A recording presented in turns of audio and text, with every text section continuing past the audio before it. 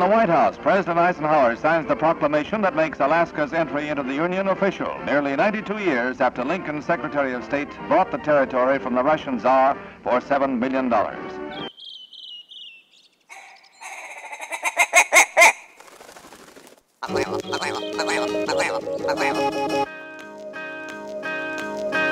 The Alaska Wild Project podcast is brought to you by the following sponsors. Barney's Sports Chalet, supplying hunters with the best hand-selected gear since 1963. The exclusive home of frontier gear built for the rugged Alaskan terrain. Your one-stop shop for all your outdoor needs. Visit Barney's today at 906 West Northern Lights. Big Rays, the Alaskan outfitter, committed to outfitting Alaskans across the state since 1947. Whether you're a recreator, parent, guide, or corporate buyer, Big Rays has the gear you need, tailored for Alaska's harsh conditions. Check out their new exclusive line of aerolic waders. Big Rays for all your outdoor gear and rugged work attire. BigRays.com. Tailored Restoration 24-hour emergency home services, helping Alaskans restore their dreams since 1972. Services include fire, water, mold, post-emergency cleaning, repair, and remodeling. Give them a call in Anchorage, Eagle River, Matsu, or Fairbanks. Hit them up at tailoredrestorationalaska.com.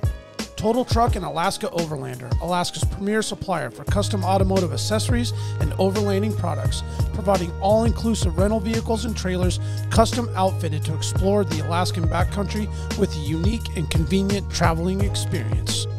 TheTreehouseAK.com, located at 341 Boniface Parkway, Alaska's own and grown cannabis and CBD store. Ask the bud tender what the strain of the day is to get your 10% off. The Treehouse, where the culture lives. AKO Farms, located in Sitka, Alaska, built from the ground up with concentrates as their single motivation, with exclusive products such as their sugar wax, full spectrum diamond sauce carts, and more. Ask your local bud tender about AKO. Marijuana has intoxicating effects and may be habit-forming and addictive. Marijuana impairs concentration, coordination, and judgment. Do not operate a vehicle or machinery under the influence. There are health risks associated with consumption of marijuana for the use of only by adults 21 and older. Keep out of the reach of children, and marijuana should not be used by women who are pregnant or breastfeeding. Lawn Pro AK, Alaska's year-round professional property maintenance team. Services include weekly lawn care, custom landscaping, fertilizing, weed control, turf repair, and more. Schedule your free estimate at lawnproak.com. Alaska's OG cider company, Double Shovel, crafting gluten-free colonial-style ciders founded as a healthier, non-inflammatory brew option. Drop by their Pop and Tap room in Anchorage off of 58th and Arctic or visit the second location in Kodiak. Double Shovel, award-winning ciders. The Alaska chapter of Backcountry Hunters and Anglers. BHA is the voice of our Alaskan public lands, waters, and wildlife. Their goal is to uphold our hunting and fishing legacy while keeping our public lands wild. Stand up today and join BHA at backcountryhunters.org. Alaska Mining and Diving Supply, located in Anchorage, is our go-to for powder sleds and utility rigs. Whether you're in the mountains with the flat bill bros, running trap lines, or hauling freight, they have the selection to get you dialed from peaks to the valleys. Find them on Commercial Drive or akmining.com. Anything. I'm like, And you guys go back to like elementary school? Is that what you said? high school. I got thrown out of New York. I had to leave New York, so I went to D.C. and that's why. You got thrown out? Well, basically, they were like, "Get the fuck out." You gotta go. You gotta go. Yeah, you Come back when you grow up. So Baltimore won't grow you up. Exactly. School of Hard Knocks. Oh, we left that fridge open. Sink or swim. Oh no, I'll get it. I got No, it was on the Steinbrenner, like 30 for 30. I forgot what it's called. Okay. And they talk Yeah, a lot yeah. about, and they show him as the bat boy because he's the new guy that's kind of taken over. I want to say it was a 30 for 30. Yeah, that makes Sounds sense. like a 30 for 30. Yeah. Those are really good. Yeah, they do a good Some job. of the best TV. I've been trying to get those gigs, but they don't give them to me. No? Maybe now after this one. Yeah, we'll see. Go after the Arctic Winter Games, man. That's right. Yeah, Ooh. I don't think that there's a good one. In Yupik Days or whatever. The Native Alaskan Games? Native Alaskan Games. Is that what you're talking about? Yeah. Aren't they just in town? Yeah, they were. I don't know. Like last month? They did. Yeah, a they month did. or so ago. Yeah, I became friends with the guy who was the Alaskan Native guy. I'm really bad with names. Who was the American Ninja? You know, guy, okay. Oh, yeah. Yeah, he was My pretty kids bad. used to love watching that. That's he's right. like really cool. And then the guy, there was those two brothers from Nome that won the other one. The race, some kind of race. There's one last year. Like Is it Amazing Race? Something like that. No, it's not that. It's not amazing. It was Nick Hansen, the Eskimo Ninja. Nick Hansen. Nick's cool. Good people, man. Really good, cool. I remember him. I remember that. Yeah. That's pretty good at balling too. I met him in Akiak on the basketball court. Oh, you did. Basketball is life out there. 100%. 100%. There's actually 100%. It's pretty some ballers out fascinating there. how many athletic kids and folks, both men and women, come out of some of those small rural villages, man. I mean, especially when you pick up a basketball at 2 years old. That's all you do. No, that's all you. That's all there is to do. That's all there is to do. What they say in the film, the one kid texts, "Yo, you want a ball at the open gym?" Something like that. I was like, yeah. That's it, man. There's nothing else. So be there, and it wasn't like we'll be there in hours. It'd be there in 5 minutes. and the teacher was balling with them. Oh, that was man. Yeah, I was like, yes, dude. That's how that community rolls, man. You kind of look like that teacher guy. I kind of was like, hey, Keith. Yeah. A little doppelganger. he's got a little bit of my style. Shout out to Keith, man. Shout out to teachers doing that village life. He's also now the principal. Really? He's got 2 kids with a local woman. He's the man. Keith is the man. And we're going. So, I've always wanted to have a screening there before it aired, but there was just no money. It cost like $2,500, $3,000 to get there. So like I've been kind of like selfish because I don't want to just screen the film without me there. I want to see it with the with the community. I mean, a lot of people have seen it, that were involved, and they just the last week they said, dude, we'll buy you a ticket. And that was like, what? That showed so much respect because they would never. And they were like, you're accepted, bro. Yeah. And I was valued. You know what I mean? Yeah, so we're going on the 26th. I just made a bunch of T-shirts, that we're going to throw out, It's going to be awesome. I can't wait. It's going to be really, What was Keith's last name? I'm going to say Hoffman, but that's another guy. I can look it up. Yeah, he seems solid. He was just there with the kids. Yeah. Beautiful, like a beautiful, beautiful human being. You could a guy doing that isn't there for the money. No. Like you're getting paid obviously, but that's not there for the money. That's there for the passion of teaching and children and making a difference and experience. I mean, I have many teacher friends. Yeah. I work for the school district here, and I have many teacher friends that have gone out there and worked. Actually, they had a program where if you went out there and did 5 years, they'd pay off your student loan if you went to UAA. Oh, wow. And so a lot of people took advantage of that and stayed and ended up becoming the principal or would move back and then realized, actually, you know what? I like it better out there. Yeah. And go back out there and you have to fully submerge yourself. 100%. Or else it doesn't work. right. And you just have to abandon all these kind of preconceived notions about how education works because you're dealing with a population of children that are dealing with such different obstacles than the kids in the cities or anywhere else that you need to be just so open. You need to like kind of reboot your whole self. And Keith, you could see that he was capable of doing that. And that's why he could take those difficulties that were coming. I mean, I remember come into school and there'd be like just kids lying on in the hallway sleeping, and I was like, dude, what, coming from New York City, you can't sleep in a hallway, what's no going way on here? And he was saying, these kids just have, they live in a house with, maybe 12 people, and there may be like late night partying and they don't get to sleep, and they're going to bed at 4 o'clock in the morning. So this is actually the safe space for them to get some rest. And just that understanding that you're not just trying to jam and force education and words into them, just giving them from a healthy 8 a.m. till 3 p.m. every single day on the clock, like doesn't work like that. and he actually says it in that line. It's really hard to tell someone about. You got to learn about the Cold War. Like that's really going to help you in life. Yeah, dude's like, I'm trying to go kill a seal. I don't really think I care about the Cold War right now, man. And every day you have that obstacle, right? Yeah, and it probably helps to have a mean crossover. Oh, dude, you know what I'm saying? Because he's like, what? It just breaks ankles. I'll play 21 for this homework. For sure.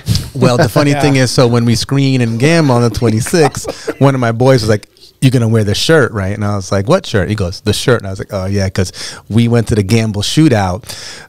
Sivokak, the tribe, we were working there for BBC, and Sivokak, the tribe, the president and the vice president were like, yo, we're going to get Pete, and we're going to get Rob, and they're going to join our team. And we won the shootout. So I got the 40 and over, shootout champions. And we beat everybody. We crushed. I mean, I got a foot on everybody there. Yeah, you got to rub it in, man. You got to rub it in 100%, man. They're going to want that rematch, though. You ready? Man. Well, it looks like I got another knee surgery coming. So, yeah, maybe I'll sacrifice the knee for that win. There you go. One more time. I want to backtrack. Born in Manhattan, raised in Manhattan, New York City, big city life, coming to Alaska. But before all that, like what inspired your want to film and capture like these incredible moments that you've been doing? Become a producer. Like, was there a moment where that you took this picture, you took this video, and you're like, this is what I want to do? Is there a pinpoint? I can't say that there was, unfortunately, and I wish there was, because I can see, like, with my wife, she knew she wanted to be a photographer from a young age. I was like a young wild guy, like I just didn't have that desire. I just wanted to hang out. And I was just trying to get back to New York, you know what I'm saying? I kicked out of that motherfucker. And then, my dad actually my dad teaches Islamic studies at NYU. He's a Polish Catholic teaching Islam in New York. Doesn't make much sense, but that's what he did. And we went to Trinidad to make a film about this Muslim festival. And I kind of was like, okay, cool. I like this. And I was in college. And then I ended up working in fashion photography for years for a photo assistant and making lots of money and banging, models. So it was I was but there was a limit of the photography. Not a bad gig when you're in college. But I realized there was a limitation in terms of what the photography could do.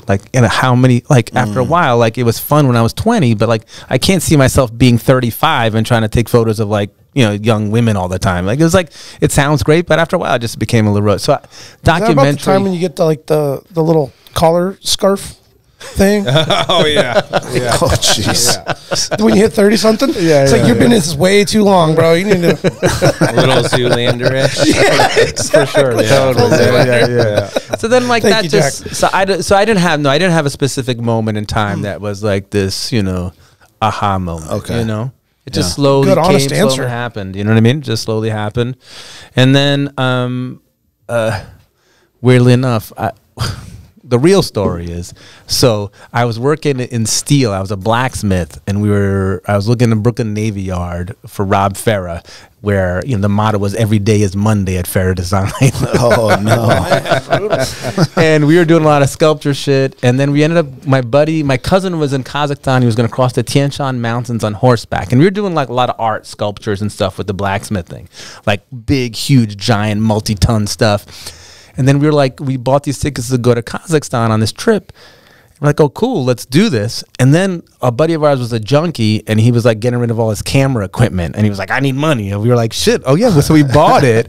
And that's what we were like, okay, let's make a movie. So we made a movie of our trip through the Tian Shan Mountains on horseback called Woven Ashes.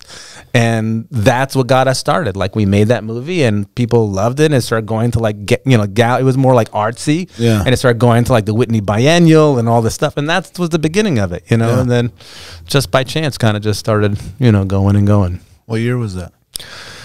Oh man, You gotta go. You gotta go there. You gotta go there. I think it was 90. Well, how long ago? 96. 96. Damn. 96. Yeah. So after 30 Nirvana. years. I'm gonna do a little something like this. and you still gotta go there. I guess Danny doesn't want to feel like the only old guy in the room, I guess, huh? That's all right. I can still swing. 40 and over, it's Gambell Shootout champion. It wasn't 50 and over. There you go. I was making some young blood. That's right. Yeah. But the interesting thing is what happened, why we ended up finding this story was because I was on a ship. We were working for an American network, me and Jim Wickens, my partner. And we were 1,000 miles at sea. I don't know if you guys know where Palau is, but it's a little EZ in the middle of fucking nowhere. And we were on a Navy cutter looking for enslaved children, which is, my partner Jim Wicken started the first environmental detective agency called Ecostorm, and I worked with him, and we had uncovered this. Most slavery, unfortunately, happens with children and happens on the high seas. So we were looking for this star. We had found one years ago, and the network wanted to, replicate that. And we were, I don't know if you guys have ever been deep in the Pacific. It is like an ocean like no other. Like, it's so massive. The swells, even when the waves aren't big, the swell is so deep that, like, if you see something in the water, literally in like 3 minutes, it's gone. And we found it disappears in the swells. You just can't see it. It's so massive. It just kind of absorbs it and disappears. So we were at this Navy cutter like 1,000 miles from shore, and we busted this like 140-foot wooden ship that looked like came from Waterworld. It was batshit crazy, and we boarded, and there was children on board. So it was like, fuck, you know what I mean? So there's a whole protocol they could do with children. So we contacted the network, but we couldn't get through. And then we started checking, and it was different. These children weren't enslaved. They were there with their fathers. So it was fathers and sons 1,000 miles at sea, fishing. Like, why are you 1,000 miles in the Pacific? Why do you have to be so far? Like, what's the problem? And they were like these little... On this huge catamaran, they had these little boats that looked like they came from an amusement park. They were like maybe 5 feet long, all in these bright colors. And in Asia they have long tails. So the different kinds, so with long tails, and they would go on these boats. They would send the kids and the dads. They would go out with no comms, just out to find tuna, sharks, whatever, and bring it back to the boat. It was like, what is going on? So we finally got the network, and we said, look, we found the ship, there's children, but these are not the bad guys, okay? There's a problem. It's obviously with the Philippines. We'll go back to port. You got to bring us to the Philippines, to go to General Santos City. We got to figure out what's going on. That was the closest land? Land was General Santos City. It was like 1,000 miles away, and they were like, no, these are the bad guys, and you guys are the good guys. And we're like, that's not the case. These guys are not the bad guys. They're like, there's some other shit going on. They're fishermen, trying to make a living. And it's not even their boat. They're working for somebody, Right. And they were like, nope. Bad guys, good guys. And we were like, fuck. And we were on contract. They want you to produce something. They wanted it all produced. They got it done. And it was like, and we were on contract. So we were like, oh, fuck. So we suddenly realized there's like this embedded racism in environmental space where like the brown people were guilty, and Jim, he was on camera, the white guy's like the savior, and you were like, God damn, I can't believe we're in this fucking rut. So we're like, okay, whatever. So we busted them to death. And then, we spent weeks on end in this little cabin together, like talking shit. Like, what do we got? We got to find a new story. We got to find something to like blow this open, to crack this kind of racism open. And we couldn't think of something. We thought of thousands of things, but nothing really stuck. And then we got back home. And then one day he saw the story on Facebook about Chris, a Passangok, getting his whale, and then Paul Watson and Sea Shepherd attacking. Right. And he texted me and goes, hey, what do you think? Do you think this is a good story? I was like, oh my God, this is it. Because, in the end, the world's becoming so polarized these days, I find. Everything's like black and white, and left and right. And it's like, what are you guys talking about? Like, my life is gray. Like, every decision I'm doing is coming from so many different factors. Like, so I was like, this is a perfect story because it's complex, just like my life and everybody's life. Sure. So it was like awesome. So like, okay, let's do it. So Jim wrote a huge little thing on Facebook to Agara, to Chris. But my partner has like outstanding arrest warrants for anti-whaling in Japan. He's like, he's been arrested all over the world for like his animal. So he had to explain that and say, hey, I'm just letting it transparent here. I'm the guy that, you think is the enemy, but I'm actually not. I want to make a film. And nothing. We didn't hear anything for months. And then suddenly one day, bing, my partner lives in Portugal, Alaska. The thing comes up at like 4 o'clock in the morning. He goes, yeah, sure, you can come. Just ask my mom. Oh, jeez. As if like we were going around the corner, down the street. You know what I'm saying? It's like $3,000, 2 days to get there. And she's a mama bear too. Oh yeah, dude. Big time. Oh my God. You can, again, where you're watching the film, you can feel the person Oh, like yeah. energy, what they represent in that family, you can just tell. Like, oh man. And when she was like, even when she's scrubbing the pot, she's just getting the ends, like just details. I'm like, no, everything goes through her. oh yeah, 100%. Everything. Everything. When she was talking about what it takes to be a man, that was pretty cool. Oh hell yeah, dude. Yeah, and I was like, I couldn't agree more. Like, it's not 18. It's like when you can provide. And man, I was like, she's spot fucking. That was actually really a cool part. Which is, you know, all across probably majority of native cultures all over the world. It's not an age. You're not like an American. You're 18. You're grown up. You're an adult. No. It's like when you start providing. Yeah, that's it. You start doing man shit. And you think about it. Imagine if you had the same kind of, you know, standards for our culture. I think it'd benefit kids. Absolutely. Because they'd have something realistic that they can actually understand. Like this idea of like, you got to go to college or you got to do, like, it's so abstract. Like, I'm not really sure what you're talking about. When you're saying you got to provide and you got to bring the meat home, it's like, okay, I get it. I get it. Yep. Yeah, I better get good at that. Yeah, you know? Real quick. Well, you're going to be hungry, Junior. You're going to be hungry. Like, Dad, got some bullets. I got some work to do. Yeah. So from when he messaged you guys back, like, sure, come on, ask my mom, then... So then, you know, because Jim's got the poshy British accent, so I was like, let me talk to Susan. Let me do the talking. Let me do the talking here. So I called Susan up.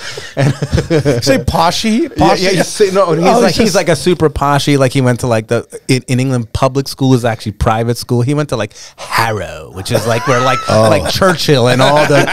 So he's like he's awesome. He's the best, kindest dude in the world. But like a lot of times, a uniform every day, you know. And it was funny because a lot of times in Gambell, we'd be there and Jim would say all this stuff, and then they'd be like, "What'd he say?" He said, "Can you translate?" Yeah, I'd be like, and it'd be like 2 sentences. He'd be like, "What did you think?" He was like, "Oh, okay."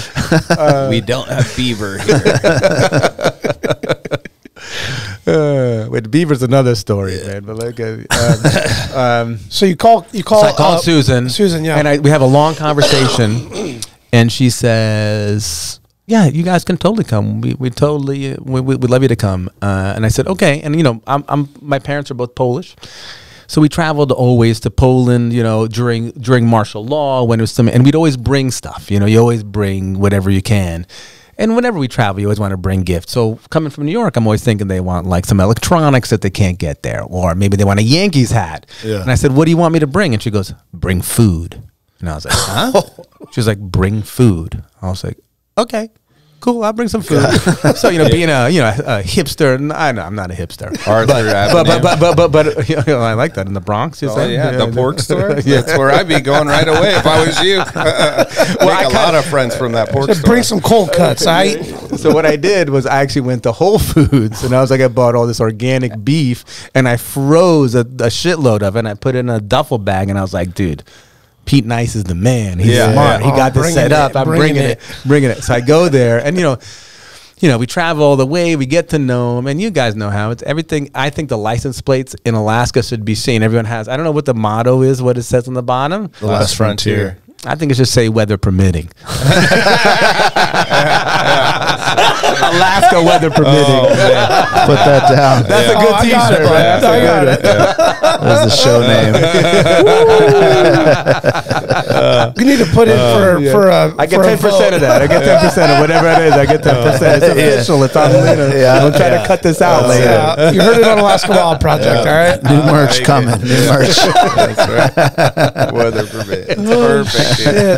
So we get to Nome, and weather permitting. No, it's weather permitting because you know Alaska air flies everywhere. So you get to Nome, but then you got to get on a little plane. So we get to Nome, and no flights. So we end up getting a room at the Golden Nugget, which is like this awesome place run by the Korean ladies. They got a bar. They got 7 bars. They got massages, whatever they got in that place. And they had freezers. So we put our meat in the freezer. Man. We were stoked. We partied, and there was like, it was days. It was like 2-3 days. We just like, there was no flights. And then suddenly at 6:30 in the morning one day, it's like, oh, the flight's coming. You got to be there in half an hour at the airport. We're like, what? Like, it's coming now. You got to go. I was like, okay, we're coming. Hold the plane. So we run out, of course, totally totally underdressed. You know what I mean? Like, he's from Portugal. I'm from New York. We get there. We land in Gambell. There's no airport. There's a tarmac. It's like minus 20. The snow is blowing like this. We're totally underdressed. Who's there to pick you up? No one's there to meet us.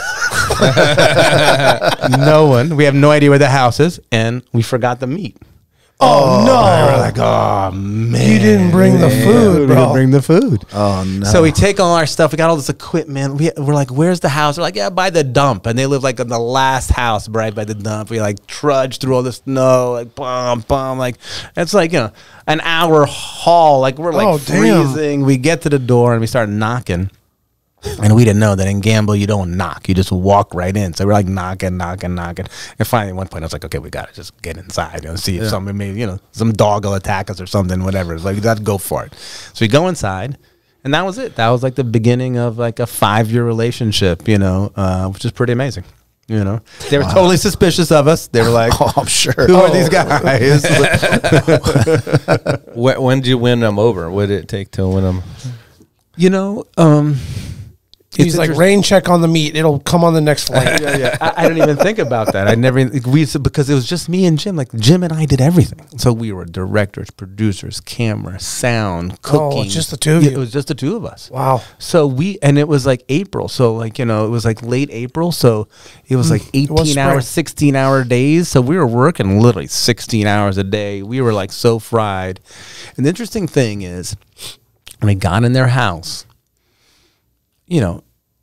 in like, Western culture, one of the things you always do when you walk into someone's house, the first thing is you do to offer something to drink, something to eat. Nothing. Particularly, we've just been outside like trudging for an hour. We're like dying. Nothing. And they didn't offer us anything the whole trip we were there that first time. At one point, there's that scene, where they get the birds. Oh, yeah. Right. So they got the birds, and I'm waiting at one moment. They're going to say, hey, guys, why don't you put your cameras down, sit down, and have some food with us? Nothing. And we're like salivating. We got no food. We had some food. We had rice and stuff, but we had no protein, anything. So we're like, kind of hungry. They're torching it, cooking it, gnawing on the bones. It looked delicious, man. I was like, damn. And the way she cut it all up into chunks so everybody can enjoy it together. What was the white stuff on the tray? Mashed potatoes. Oh, is that what it was? I wondered if it was like a lard or like something that was like. But they do eat. Actually, one of the best things I've ever had in Gambell is the back fat from a reindeer raw. Oh, really? Oh my God, so good. Little strips like that you put in, they literally like melt. That's what I call ass fat. Yeah. Oh my God, good ass fat. The best. Nothing. Anyway, so they didn't. So she finished. They finished the thing. They don't ask us, and I was like, okay, I love making bone broth. So I was like, oh, cool. So I would be like, so I was like, hey, Susan, do you mind if we like take those bones and make a broth for it? And she was like, no. Those are for the dog. And I was like, holy shit. We are like on the bottom. We got no value here. Yeah, you're not even getting the bone. We're not even getting the bone. You forgot that food. And I suddenly realized what it was, is that you suddenly realize at that moment that these are subsistence subsistence hunters. They live a subsistence lifestyle. Right. And we at this point were providing nothing. We were just taking up room. And taking up energy and taking resources. Up time and resources. Yeah. We weren't providing anything. And it wasn't until, we started building a relationship with them. And then we were like, oh, we want to help you out. We had to, because of documentary or whatever film, you have to get life rights, so that no one else is trying to make the movie. And, so we said, so we made like some trades, and we like bought him a Honda and got him an engine. Actually gave him, I think, a sweeter deal than BBC ever gave him. So on one of the outboards on the boat. Yeah, exactly. Okay, I noticed one of them looked newer.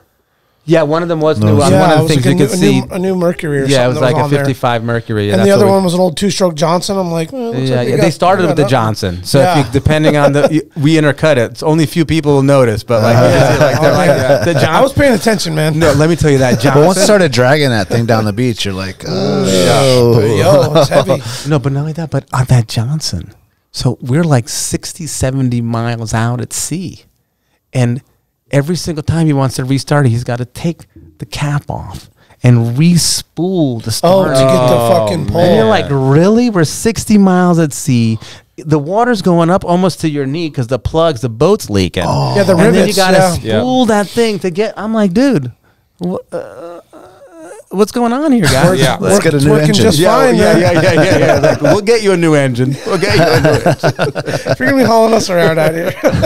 And then the following year, once we did that, and they realized that our intentions were right, and we were starting out, but we ate everything. And as I was saying, we ate from polar bear to walrus to whale to Seals, beluga, yeah, seals, seabirds. everything. You know, from fermented to you know, everything they had to offer. What were they fermenting? Pretty much everything gets fermented, but you know, the big one is seal oil. I mean, the things that sometimes they have those racks outside. Yeah. And they'll like basically keep the meat up there so it starts to rot and ferment at the same time. And that's, you know, funky. Pretty tasty. Yeah. Yeah. You got to really be, you got to be. About your business. You got to be in the zone to even like consider that shit. Well, I mean, even for a city slicker stomach to even come and adapt Oh man. to that. I mean, Well, it's all like, that you know, rich duck and that's what I'm saying. You know, like even like if you guys notice, you come home and eat a big moose backstrap ribeye. I mean, it kind of sort of, you know, you got your stomach kind of has to be like, whoa, that's yeah. pure protein. You have meat. to have like Pizza Hut the next day to even it out. Precisely, yeah. Something fried with lots of oil, grease things up. I mean, so in terms of food, one of the coolest things, I mean, I don't know if it's a spoiler alert, but you know, one thing we ended up getting a whale. And when you get a whale, all the boats from the village come to help tow it in, right? And Scene you know, is so awesome to watch them Yeah. doubled up. They got a system in place, right? yeah, for sure. Fucking But sick. that's actually sometimes the most dangerous time and the longest time because, you know, it could take you 12, 14, 18, 20 hours to tow that whale back. It's so slow. Yeah. They made it look easy. Yeah, it's not easy. And, you know, depending, the currents can change, the wind can change, Sure. swells can come up. And Ice you're patches floating in. and all you're of it. tied up to that. You're tied to that Yes. line. So if you fall off the boat, you got no. That's it. Most of the people when they die on whale hunts is when they're towing it in. Wow. Yeah, it's strange. You'd think it'd be somewhere else Because they but- can't fucking turn around. Yeah, once someone falls in, like you only got minutes to live, and Oh, they're very tied sure. up to the line, so Right. they can't tie off. And Yes, now you can just untie and rip the boat over and go it's get not- the guy. Exactly. So that's the danger of it. So one thing they do is when the people come, you jump on the whale and you cut off these squares of like the muktuk, and that's meant to be the food for your boat to get you home. I was so you wondering have. why they did that. All right. Yes, you can see the yeah, little. that's why there's a small- patch, there's a yeah, patch yeah. sticking out of it. Yeah, so those are for the everyone who comes gets that chunk, like Right. the primo chunk to Yeah. like go with it. And I was filming and stuff, and Tuckawa was in the back doing something, and then suddenly he goes, "Pete," and I turn around and he's got an oar, a wooden oar, and he swings it towards Some me, sushi? and it's got muktuk sashimi on it. Oh shit! And I was like, I put my camera down, I took a bite at it, and I was like, Anthony Bourdain, eat your fucking heart out, because you've never done this shit, motherfucker. Got him. oh shit! That's a great New York reference right there.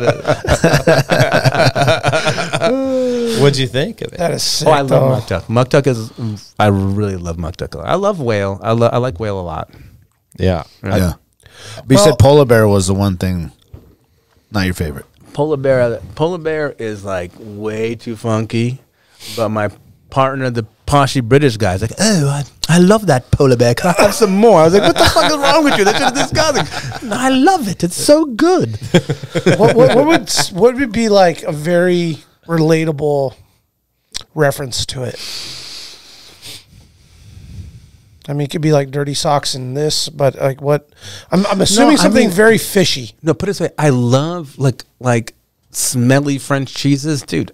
I love that. Yeah. I like the ones that smell like someone's dirty sock. That's great. Yeah. I love all wild game, and the funkier the better. I mean, I don't know if you guys have you had a beaver before? No, I'm not. Yes. So beaver, Not that beaver. yeah, no, yeah, okay, yeah. It was a setup. So beaver's actually not bad. It's actually pretty good. But the problem with beaver, at least my experience, is that the flavor doesn't go away. Oh. So you eat it, and then you're like 2 hours later, you're like, I still got to taste the beaver. Like I got to get rid of this beaver. Yeah, like taste. there's a caster in the back of your tongue. You're like, so I mean, that's the closest thing where you're kind of like, it's just so funky. Just sticks. Yeah, it's just like, Oh, gnarly. And I eat everything. I like the walrus. I like the seal. I like the muktak. I mean, fermented. Not, I like fermented seal oil. I dip my stuff in it. I think that's pretty good. It's salty, Yeah, like a funky and the interesting thing about it is, fermented seal oil is vitamin D. Oh, what? Oh, So really? That's what you see. Everyone's eating tons and tons of vitamin D because there's the lack of vitamin C. Yeah, there's no sun. So Vitamin they D. start eating Or fresh greens or any of that. So that's supplementing that. Dang. It's so, I mean, like, so when you're talking about indigenous knowledge, we were like at Arctic Encounters, we were like, what about it? That's indigenous knowledge. Right. Fermented seal oil. Do they know that it has vitamin D and that it's a balance to having no sun? No. They can't explain it. It was a natural adaptation. It's inherently, they understand that this is what they needed to do to survive. Right. It's amazing. And one of the things I've wondered, I was like, Jim and I have asked us many times, we're like, why the fuck did these people stay on this island? I mean, it's an island full of ice. There's no trees. There's no bushes. You can't grow anything. There's no timber. No timber. There's nothing. This is St. Lawrence we're talking about. St. Lawrence Island. It's blowing 30 miles every single day. It's cold as, I'm not going to say, but cold as you can imagine. Did you go deep into the summer, you said? I've been in there in middle of winter and the middle of summer. And a quick side question. Yeah. What was the warmest? 60. Okay. 55, middle 60, of July. Middle of July, 55, 60. Yeah, with no wind, the sun's out, it's like 60, 65? 60. Like 55, 60. Maybe it gets up to 60. So it's kind of a barren, I'll say wasteland. That's probably there it is. But pulled it up on the map. But in the summer, it's beautiful. Like the colors of the tundra. You guys know, like the tundra. Sure. Gorgeous. The tussocks and all the... Oh, my God. We've just driving... And so we would drive around for the BBC all the way through St. Lawrence Island. And it was like some of the most, I was like literally half the time. Is there trails all the way through? There's a road all the way through? No. There's one little road. From Savunga to Gambell? No. It's like it leaves, it's like maybe 2 miles out of Gambell. Okay. And then there's nothing left. And then there's trails. Like four-wheeler trails? Okay, I saw four-wheeler trails that are, kind of, but not really four-wheel trails. It's kind marshy of, and it's marshy and stuff. Like you get stuck all the time. Right, it's all about techniques and snow machining's a lot easier. Yeah, sure. For snow machining's great. On the Hondas, it gets rough. Okay, but so much fun. I can't tell you how many times I was like, dude, I can't believe when I was working for the BBC. I was like, I can't believe someone's paying me to do this. Like, Oh, just in the deep backcountry. Yeah, it's beautiful. Yeah. Okay, so it's pretty flat on the sand, I guess. Like, it's almost kind of like a point or a spit. It's all a spit. It's a gravel spit. Oh, it is a spit. It's a gravel spit. Yeah. And it's only about, I'd say, 5-6 feet above sea level. With like a lagoon or a pond there? Yeah, it's a lagoon, but it's unfortunately it's way too polluted, so no one uses it. And basically, the reason why the people stay there, because you can look how it's a spit, and depending on wind and ice, sometimes ice comes from the west or from the north, and depending on that, you can always launch your boats. So that's why they ended up picking here. So I was wondering, why did they stay here? And on this spot. And I realized that what we decided, and we may be wrong, but endless protein and no predators. Yeah, okay. Because there's no bears. Yeah. There's no wolves. Right. So it's endless. So the only predator is the cold, is the weather. Yeah. But otherwise, it's just meat for forever. Right. And that little corner there, so if you go there, there's also king crabs over there, birds flying. The bird migration is huge. So there's lots of seabirds and ducks and geese seabirds and stuff all the time. I mean, thousands and thousands. So it's there's always food to be had. Right. I wonder why they never planted caribou there, like how they did at in Adak. Yeah, Adak. No, but you know what they did were here there to feed, is they brought reindeer. So there was a big famine that was created by by the Yankee whalers. So the Yankee whalers came, right, but it decimated the whales, Yeah, the walrus, slaughtered them. Famine. They also brought, the missionaries came, brought disease. And so like Gambell, I think, St. Lawrence Island, I think at one point had like 12,000 people or something, like 10,000 people. Really? And like 30 villages. Whoa. There's only Holy 2 shit. left. And there's 1,200 or 1,400 people. So a big, big, big change. Yeah. And then the Sami from Greenland brought reindeer. So there's thousands of reindeer. Oh, on the island? On the island. Oh, okay. So that's also something that another source of Right. But of course, they twisted into some weird Christian moral thing that once they took God, they could get reindeer, some shit like that. Oh, once they accept God as their savior, We'll then bring they you can- some reindeer. Oh, Jesus. Oh, Jesus. Something like that. We're not going to take your land, but yeah. Kill all the whales, but we'll bring you some reindeer. Yeah, but you have to be saved. But interesting because you Drink have the water. ANCSA, right? So you had ANCSA, which is the Alaska Native Lands Act, and Sevokok or St. Lawrence Islands, one of the, I think, 2 or 3 That opted out. who said no, we're not selling this because it's not our land. Yeah. It's a kind of beautiful concept Yeah. that like the land is not ours. We don't own it. Yeah, we exist on it. Yeah, it's exactly. We as a whole own it. So there's no we're part of private it. property. So basically there's houses. Like it's interesting. So there'll be all along nobody's the coast. land. It's no one's land. So like there'll be like everyone has little cabins all along the coast, and basically if you want to build a cabin someone, you have to ask like the neighbor, the area, you would have to ask permission from the family that has a cabin that would be within, whatever, the closest cabin. You have to ask them, can I build a cabin near you? Right. So it's actually a beautiful kind of respectful way of thinking And about imagine it all comes property. from an elder that established it, right? Yeah, And so they like, all know each other. So, I mean, it's all families. It's Yeah, a yeah. bunch of clans. I mean, it's clanny, so there's tension definitely between some clans, here and there. But basically, if you want to build a cabin, you kind of find one near someone and you say, "Hey, can we build a cabin here?" And you have to ask the elder, and they Right. say, "Sure, Yeah.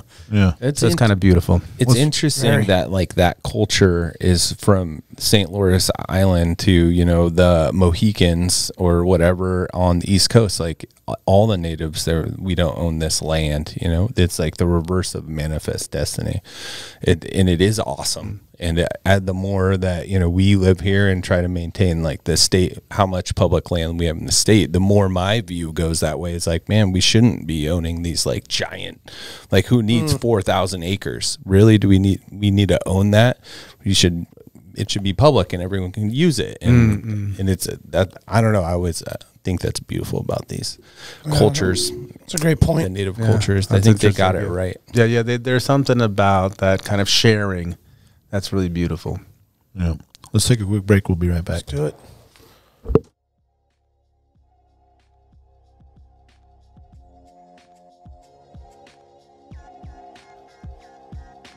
Barney's Sports Chalet, supplying hunters and outdoor enthusiasts with the highest quality gear and equipment since they opened their doors in 1963.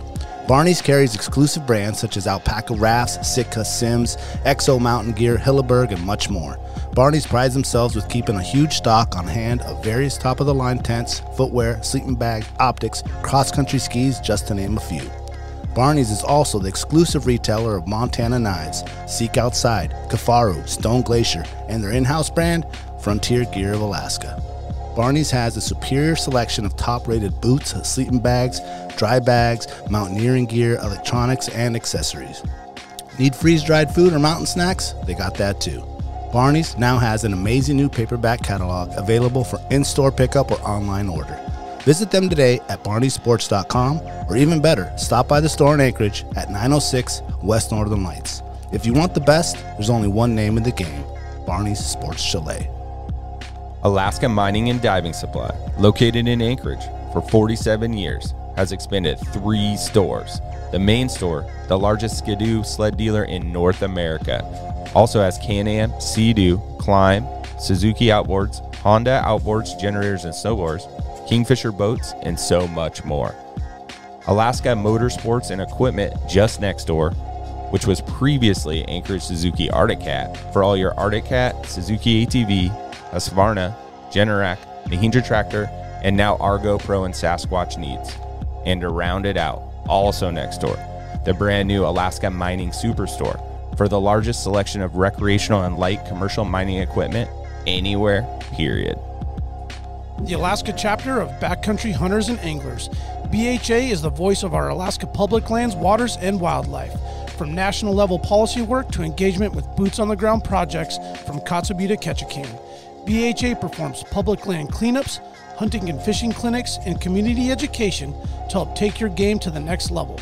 BHA's community-minded goal is to uphold our hunting and fishing legacy while keeping wildlands wild and fostering the next generation of sportsmen and women for years to come. Make sure to follow BHA Alaska for upcoming events, local brewery pint nights, and more. Stand up for Alaska public lands and waters by supporting the Alaska chapter of Backcountry Hunters and Anglers. Join us today at backcountryhunters.org. The Treehouse AK, your one-stop dispensary located at 341 Boniface Parkway. When you pull up to the Treehouse, you'll notice the beautifully hand-drawn art by Alaska's own Ted Kim. Once you get inside, you're going to see many of the same people that have been there since they opened. The bud tenders know you and what you like and what new product you should be checking out. The store is super clean and the music's always on point. The Treehouse and local owner Josh Boots is a staple in the cannabis culture through his music, community givebacks, and a lifetime desire to bring the people of Alaska the best products available. The Treehouse always has at least 25 strains available, and they're all shown prominently deli style in clear, openable jars so you can see and smell your options.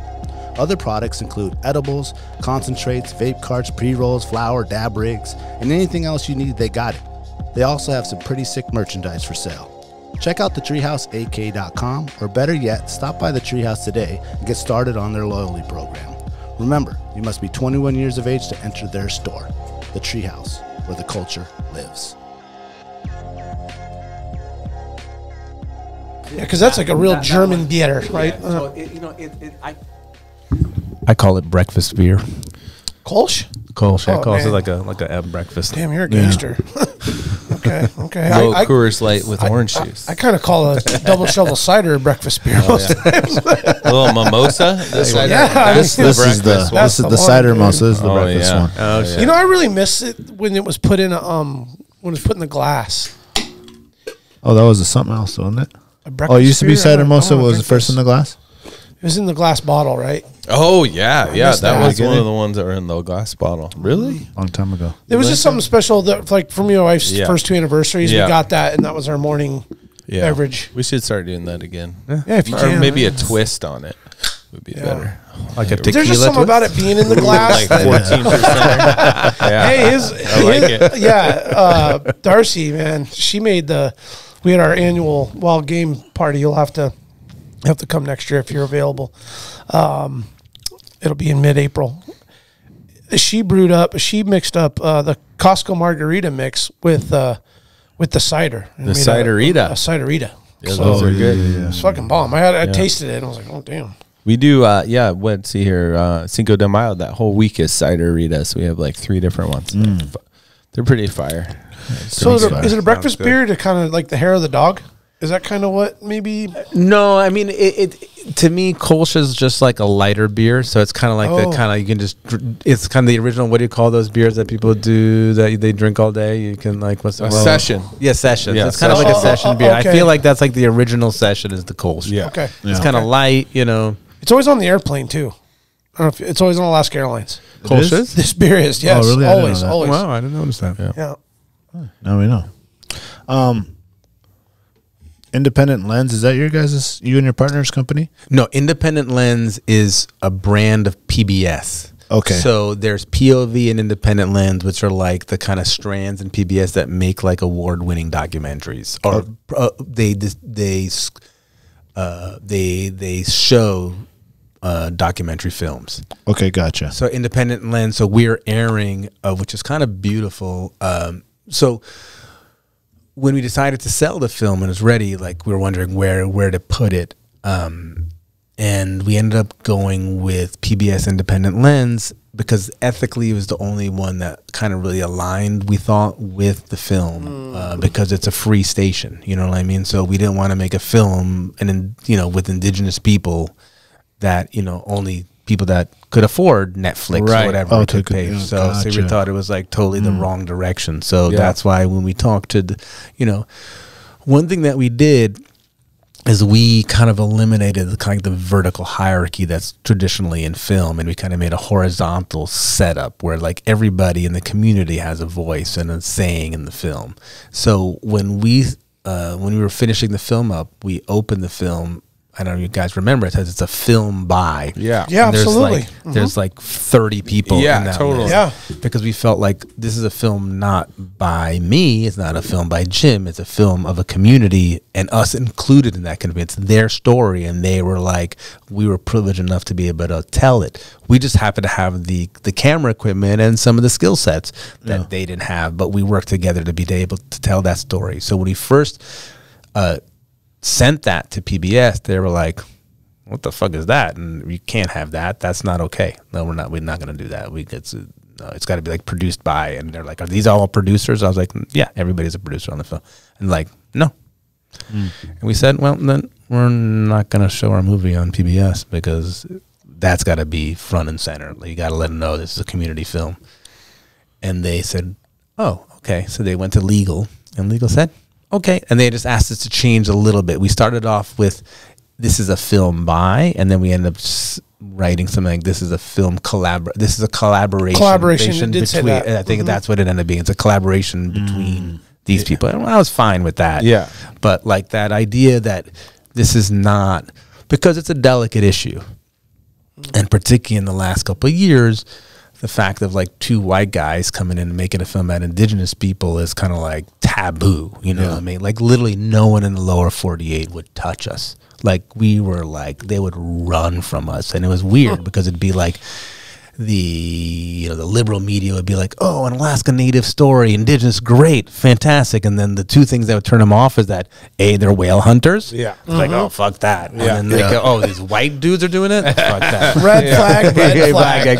And then we'd go to the other side. We go to like, more conservative media outlets or funders and be like, it's hunting, it's the traditional values. And then it'd be like, climate change? No, we can't do that. Indigenous? Well, no, So it was like we just got, it was pretty problematic, So like tossed around a little bit. Like, oh, dude, we got literally Jim and I funded this whole movie on our own. We got two funders at the end to jump in. We've put everything. I've worked. I mean, I shouldn't know if I should say this on there, but like Jim and I have literally worked thousands of hours for free. Right. Yeah. Like, like I probably, if you put my hours together, I should be getting like, $200,000 check. Yeah. And I haven't made a penny. And Jim has not made a penny. And we're like $400,000 in debt. So how does the back end come? Unfortunately, I'm not sure there's going to be much of that, my friend. I mean, one of the things that's going to happen is, so we have, that was a big choice when we decided to go PBS because, they don't pay a lot. They have a huge viewership, so we'll have, when we screen on April 23rd, we'll have 3 to 5 million people watching it, which will be more than you'd ever have on a Netflix.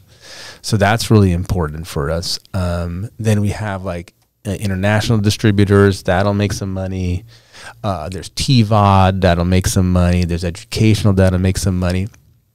And one thing that we've been winning a lot of festivals internationally. And interestingly enough, we've been winning festivals in like environmental spaces. Oh, wow. Which is kind of rare. They're like, we're going to environmental film festivals and winning them. So it's just like, and PBS is screening the film on April 23rd, the day after Earth Day. So they're doing a whale hunting movie, basically on Earth Day, which shows like a whole shift in like, the paradigm shift of like including indigenous knowledge into the rubric.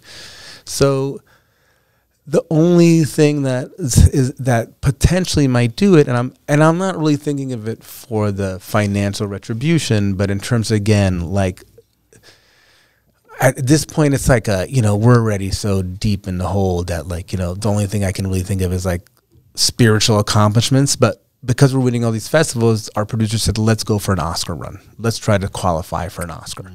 So we're doing that. We're screening in New York City for 2 weeks. you know, to qualify, you have to screen theatrically for 2 weeks in New York City or LA before the film airs on television. Is that because the market brings the draw of viewership in those places, or why is LA and New York? I mean, it's the big city thing. Old traditional. It's old traditional bullshit. Okay. Like you got to be in a theater for 2 weeks to show. It's like a whole bunch of mumbo jumbo bullshit. Like, but basically, so we rented a movie theater for 2 weeks in New York City, where, you know, more of that. Yeah, we just have to pay more to to get it in. So it's like a whole game. But one of the things that I'm really hoping is, like, we're at Arctic Encounters right now. You know, we're having a lot of support from the Alaska community because they are seeing that the film is functioning on so many different levels. When we first made the film, we thought the film was going to be, you know, we thought we were making the film to help, like, reset or, you know, educate the environmental space, you know. Sure.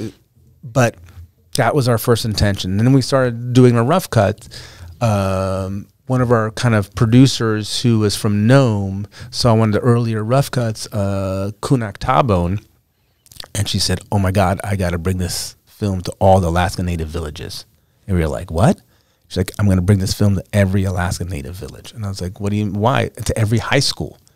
Going. I was like, what do you mean? She goes, yeah, this is an Alaskan film first, and this film needs to be shown in every single village, because finally there's a hero that the kids can identify with. Yeah, you know what I mean? behind they see themselves in, and it touches on all the issues that everybody wants to fucking forget. Like there is suicide. Ignore it. They're just drunk and out, and you can't. And you do it in the film in a way that's not judgmental, that just happens, and it just shows what it is. And then it has a positive outcome. You can see that through family, through tradition, and through love, 100%. you can overcome these obstacles. So, and then the principal at the school, Keith, he was like, oh my God, and Rob Taylor, like, we need this film. Because was Rob the current principal at the time? Yeah, here at the time. They said they were both like, he oh my seemed God. like he was a great man too. Awesome dude. And they were like, we have to, like, bring this film, because finally I can keep my students' attention. Yes. Oh, hell yeah. And then we can unpack all those issues about suicide, drugs and alcohol. It starts the conversation. Yeah. Exactly. It's just this grand conversation Open it up. So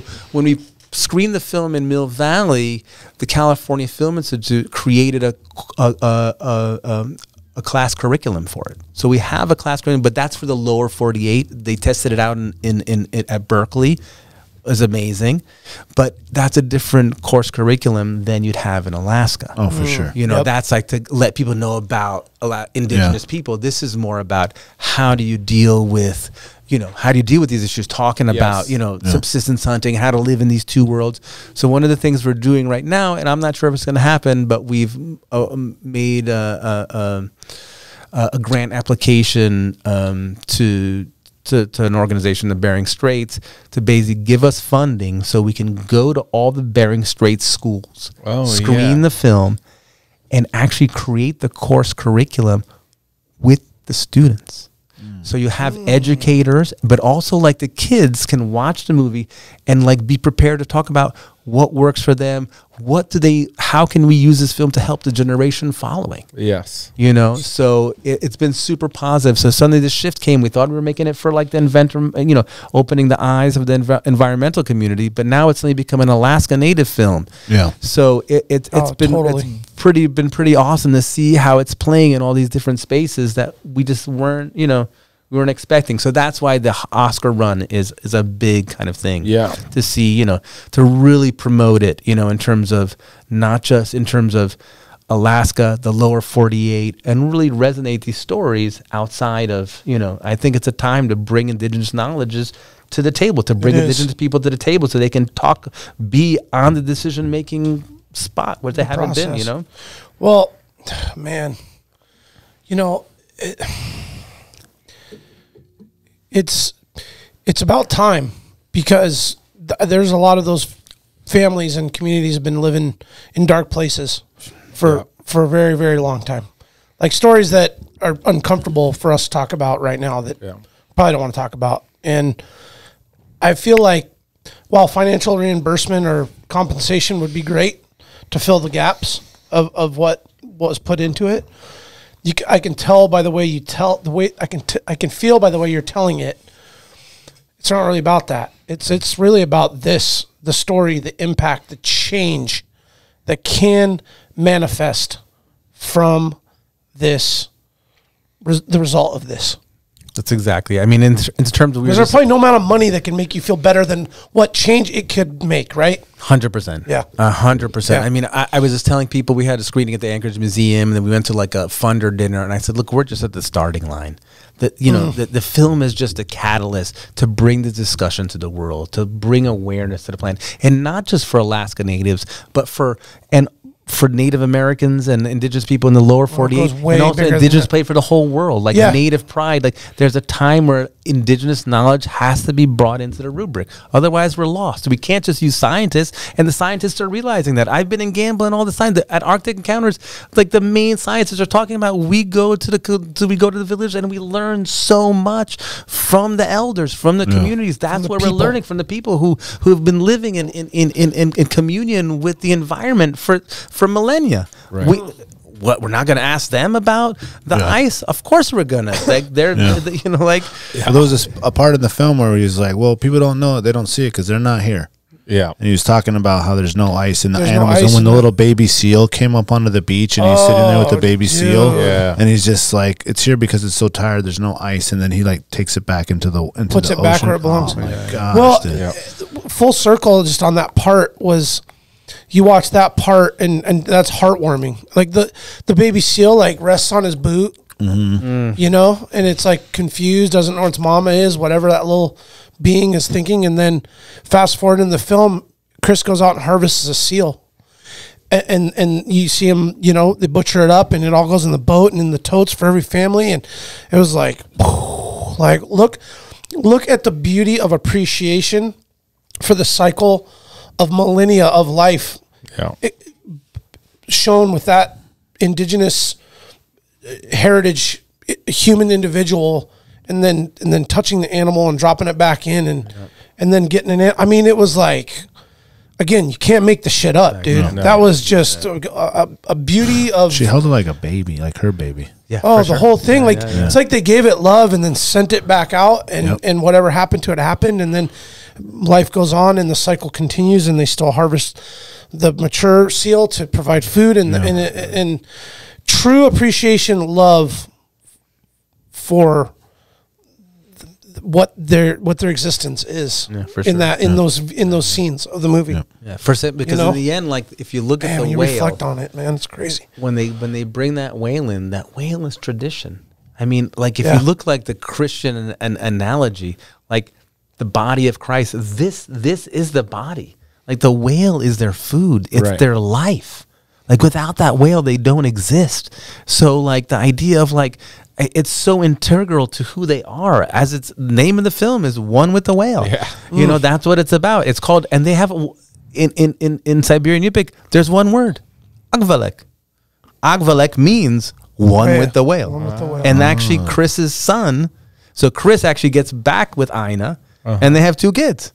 No way! Yeah, and the oldest one's name is Agvalek, and that's where the name of the film comes from. When they said what the name, they're like, he said, "Oh, my kid's name is Agvalek." I go, "Yeah, what does that mean?" He goes, "One with the whale," and we were like, "That's bingo." Yes. There it is. That's it. Yeah, didn't even have to like brainstorm it up. It just naturally, organically. I mean, it used to be called Harpooned.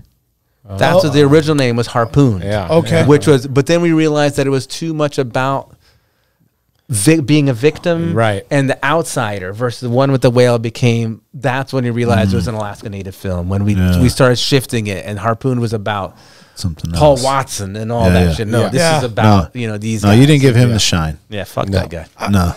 And honestly, if I can just share my natural feeling of when I saw the film's name, because when we got the information to watch the film, I didn't know the name of it yet, and then when I opened it up, I was just like, oh shit. Like instantly I'm like, oh, this is legit. I mean, this is like One with the Whale. That's got to be something heritage and culture and something deep. Oh really? You thought about that? I just instantly was like, it has to be deep. Like there's some deepness immediately from it. And it just goes like right in line with, and I'm not making that up. I'm just saying there's like certain, I mean, it's been a long time since I've actually watched a film that made my like soul and heart feel a certain, dude, I'm not kidding. I mean, it really, we're talking about it earlier. It brings emotions and things Oh, 100%. Yeah. out of you you're not expecting. It's kind of like from two parts. It's like the actual story, and then it's like we all grew up here and we know how important the native heritage is. Yeah. But we don't get to see like their story in like an authentic light and experience like the human factors, like what happened to him. Chris and their whole family, you know, you get just like little pieces here and there. But I mean, that was awesome because it's like, we subside off the land too, you know, in a way different way. I mean, we live in the city, and there's like a mutual respect, but we don't get to like really see through a lens into their story. And that was cool to get that. That was like the other part of it for me. It's interesting you're saying that because I actually had a long talk with one of the Utqiagvik whaling captains today at Arctic Encounters, and we were talking about, and one of the things in the very beginning, some, not many, but one elder was kind of like, why do you have to have the drugs and why do you have to have the this? And I was like, because if you make the world super perfect, it becomes a fairy tale. And fairy tales are things of the past. And you guys don't live in the past. You live right now. So we need to let people know that you're alive. This is not a thing of history. Right. You guys are coming right now. So it's super important to be able to play that and have that. At the same time, all the obstacles and problems are really, it doesn't matter. Every family has those struggles. Yes. All those families have the same issue. You all have drugs and alcohol and, you know, it's the same thing. Right. Drama. Social media. Yeah, now. social media. So like every power, so like they might live on an island in the Bering Sea covered, but the issues are the same thing that every parent has and every kid has. And that's what was important, was to make it. And that's why I can't tell you how many places I've been to around the world where people say, on that first scene when I saw that whale, I was hoping they say the whale got away. But by the end of the movie, I was cheering them on to get the whale. Oh, you know like, go, Yeah. you know? And that's it, you know? Yeah. Absolutely. You know, even if you look at like what's the first scene in the film? I mean, besides the cold open, there's that cold open with the thing. But that the was first great. scene, Yeah. that's so it. good. But the first scene is like them playing with dogs. Right. So you can see, Yeah, like passing time. and loving animals. Yeah. You know, like there's no. It's just like they're with the dogs. They love the dogs. They're having a great. They're you know, part of the family. Yeah, they're not killers. So the same with the seal. They let the seal go. Oh, and yeah. you know what No, I mean, to kill is to harvest, is to survive and to eat. Yeah. That's like, Yeah. That's beautifully like, said. Yeah. yeah. I mean, isn't that what they really, what the cycle Yeah, for is, sure. you know? And I wonder, I was watching the film, kind of a side note, the amount of like dead time and like boredom. Oh, and yeah. just, you know, I know there's like a lot of really great stuff highlighted in the film, but how much time elapsed where there wasn't really stuff going on. Yeah. Well, in can we that talk quiet about time? logistics a little bit? Yeah, yeah, for Nerd out sure. a little bit. Sure. Like Yeah. as far as like Great point. equipment and being in the cold and You told us being flying out in there there and that so whole thing. long and being out there for so many months and like where are you staying and you got to have another guy on a boat because you got to film. Like, can we talk about the nerd stuff? Yeah, how we did it? Yeah. So everything is Jim and I, just two guys. We do everything. We shoot two cameras at the same time. So I shoot a wide. We shot everything on Canons. Canon. Well, can I back up real quick? So we talk about flying in. Just getting this equipment like down to the boats and the thing. Like, did they get you a 4-wheeler? You guys did it, or did they? So we ended up They made their renting. runs? So we ended up Oh. renting. So they have like a lodge in Gambell because Gambell has a huge birding community. Oh. Oh, It's like one of the what's the word I'm looking for? One of the Hotspots? even more than hotspot. It's like yes. one of The the Mecca. meccas, like Yeah, the meccas of bird watching. Okay. Which I gotta tell you, I was there one summer, and we were camping down the coast, and it started fucking with me because you know you look at the horizon your whole life, and there's like mountains and clouds and suns, and it changes, and the birds were migrating. And like literally there was just millions of birds crossing the horizon nonstop for Just a days steady flow. and days. And it was like messing with me. I was feeling really uncomfortable because there was something so like unusual in terms of like the horizon. You're not meant to have something like crossing the horizon the whole time. So it was pretty, it was pretty epic in terms of, I forgot where I was going with that. You rented the 4-wheeler from the lodge? So I rented the 4. So the lodge has the, so there's a lodge. Birders come there. Everyone who works there stays there. So we ended up staying there. So we stayed at the lodge. And we rented a 4-wheeler that we'd had to get around with, you know. Okay. So we brought our stuff down, but You created a system logistically to get equipment yourselves and everything to the boat, the scenes wherever, and the times and the So hunting windows and the everything. But the thing is, these boys don't wait for nothing. Oh, no. They're not calling you, hey, we're going out in an hour. Dude, like, it's just like, dude, you got to run and run and run. So when, like, I mean, again, spoiler, like, when we're getting that whale, literally, I'm going to just show you for a second. I'm going to pop off. It's like I'm shooting 2 cameras standing like this. So I'm shooting one, getting Chris with the harpoon, but I got a second camera shooting Tucker in the back. So because I got to have both. You're doing I'm doing 2 cameras at the same time, going 30 fucking knots on an 18-foot skiff, minus fucking 20. After a 60-foot at a whale. 60-foot fucking whale, dude. And knowing if I fall over, they're not fucking coming to get me. They're getting the fucking whale first. Yeah, you're done. Dude, so like intense. So one thing that Jim and me do, we shoot those 2 cameras. I shoot a wide. I have like normally a 16-35. I normally sit close. So I do a lot of the talking. So I sit, as you can tell. I sit. Well, we can understand you. I'm not so pushy now. Let's spot a T. So I'm have to give them our apologies. We didn't get a chance to meet him. We're judging him already. Yeah. We got you, Jim. So I'm normally very close with the subject matters, and I'm normally doing a lot of the talking and like. And one thing I do, because I'm 6'4", I never shoulder mount. So everybody who knows me knows that I have a special rig that they've been like, you gotta sell that shit, because I have a special rig that I've created that I undersling my camera. So like literally, I'll be sitting here and we'll be talking, but my camera's here the whole time. But I don't carry it here, so it's not in your face. Yeah. So you can still make contact. We're not doing a fucking weather report in Pennsylvania. Yeah, I'm chilling all the whole time. We'll be filming the whole time, and people just kind of forget that the camera's there because we're just talking. Like I just got this thing like here. You know what I mean? Like, and I got a screen here, and I can focus and do everything. So that's one thing. And then he has a long lens, and he gets a lot of those beautiful shots you see, like I don't know, in the very beginning when like the guys are going out to bring the harpoon, and it's like this silhouette of like them before they go outside. Yes. Yep. He gets all the really tight, beautiful shots and all that stuff. So he's picking up a lot of the beautiful, really great cutaways that tell our B-roll story. kind of, but not B-roll, really. not really. Not like even the kids from a distance, like playing and flipping off the buildings or practicing throwing the spear at the box type stuff. Yeah, exactly. Okay. That's the B-roll. But when we shoot a scene, we're always shooting. When we're in a house, we're always shooting 2 cameras. So that's why it seems really flowing all the time, because we're cutting back and forth. You got mom, you got Chris, you got sister laying in the bed on the phone, like all these different angles. We're covering everything. So like in a really great, graceful way, so we can tell the story as if you'd be doing like a fiction film. So that's why it kind of flows, and there's an intimacy. It's like a fly on the wall view. Oh, totally. Yeah, you know. That's actually what it is. Yeah.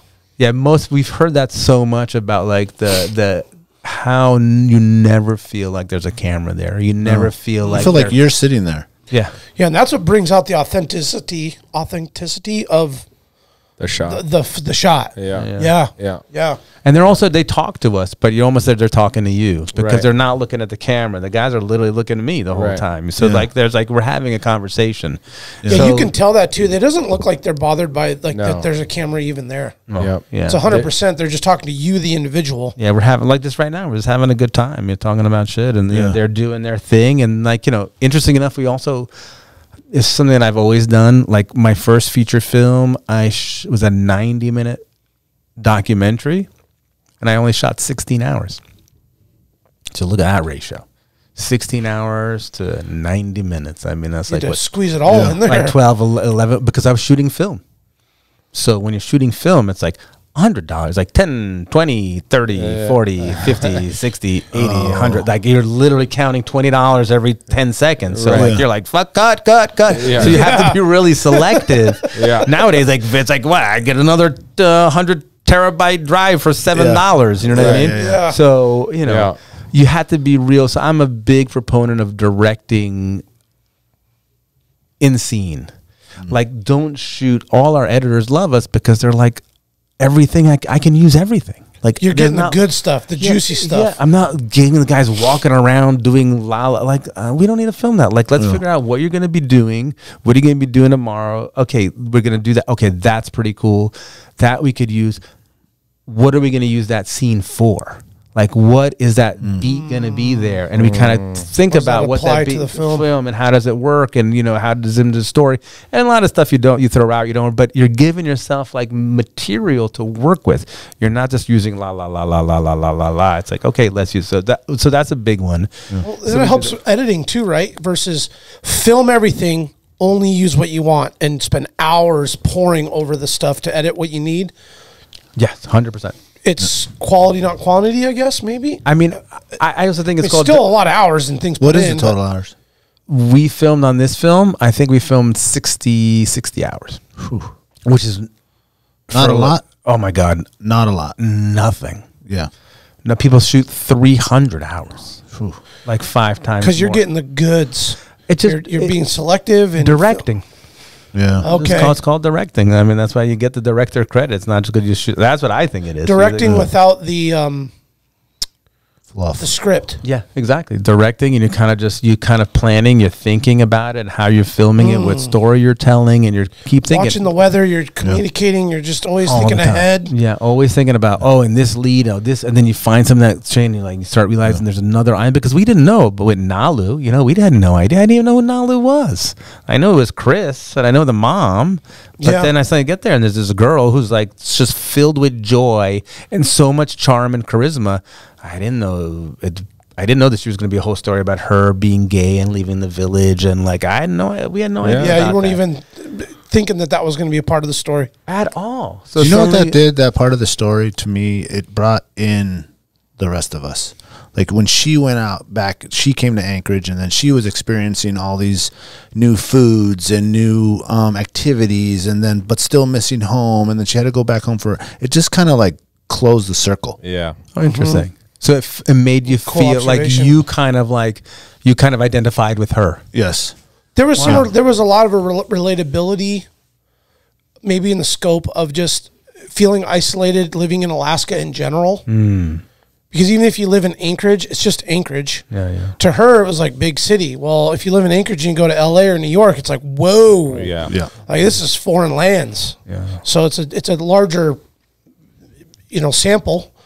But it's like a zoom in. You're right. Very well said. Because I found her to be incredibly interesting and fascinating part of the film, but I really didn't. Outside of that charisma and energy, and just her being like clearly a core valued member of their family, I couldn't quite equate the relatability part of it. But totally, I get what you're saying with that. Yeah, that's you're the first person who said that, and I think you're right on. Even I never thought about that. Subconsciously, I think there's something that makes like the non-Alaska native or non-village person feel like that's their experience. Like that's the character that you come in with. Yes. That you can Other than that, it would just be you'd just be like on the outside, looking in at this remote, crazy world that these people are living in. But then it just brings it like lures you in, and then you're like, oh man, this is like, just close the circle. Yeah, that's what bravery she had for getting out of find a job. Bubble. Just here you go,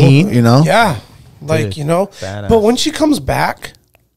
And for brother's graduation, and she hugs him and scratches his back, and like that whole I'm like, oh damn, man, she's almost like a mother henish extension of her mom. Like there's something there with that way that family connected. Well, with having to raise them, she's got a big sister vibe to her. Like you're talking about, like you see, she comes back. You had the whole stuff about like mom was having trouble. Yeah, she raised him. She's only a year older. That's crazy, right? Yeah, she's only a year older than Angara, so it's like she's a year older, and then you can see she comes back, and what does she do? She gets him dressed. She washes his hair, gets him ready, all that stuff. And he complies with her, like sister handled it, got his tie on, and they get all handsome and cuted up, bundled. snow machine to the school and then strip it all down, throw it in the lockers, and they're just like. It reminded me of like So Halloween or like prom here. Yeah, Totally.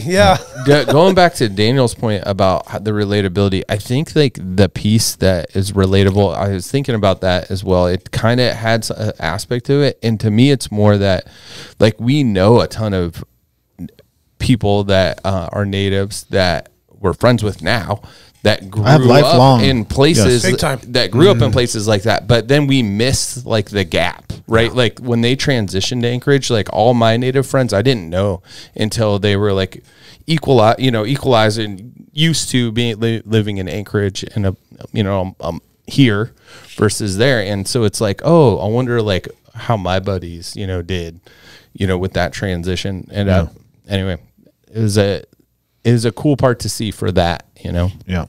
And kudos to the music, dude. Oh, thanks. Kudos to the music, dude. Yeah. Whatever that, I want to know what that song is at the end, bro. That and like rap, like that rap song.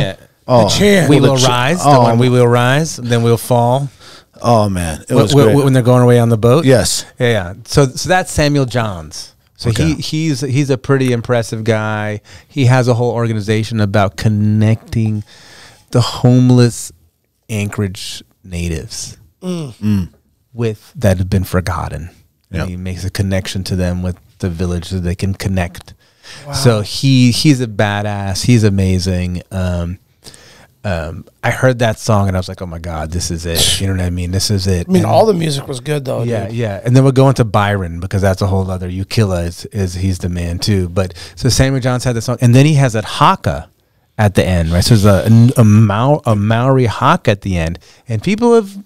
It's interesting. People have it's ruffled some feathers. A little controversial. Yeah, people are like, I've had people approach me like, what the fucking haka? It's like Maori. And I think, well, we give it full credit. If you look at the film, like you see the credits and it's given to what the haka is and who created it and why it's there. So we give total credit to the Maoris who created and then Junior Giza, who learned it from a Maori guy.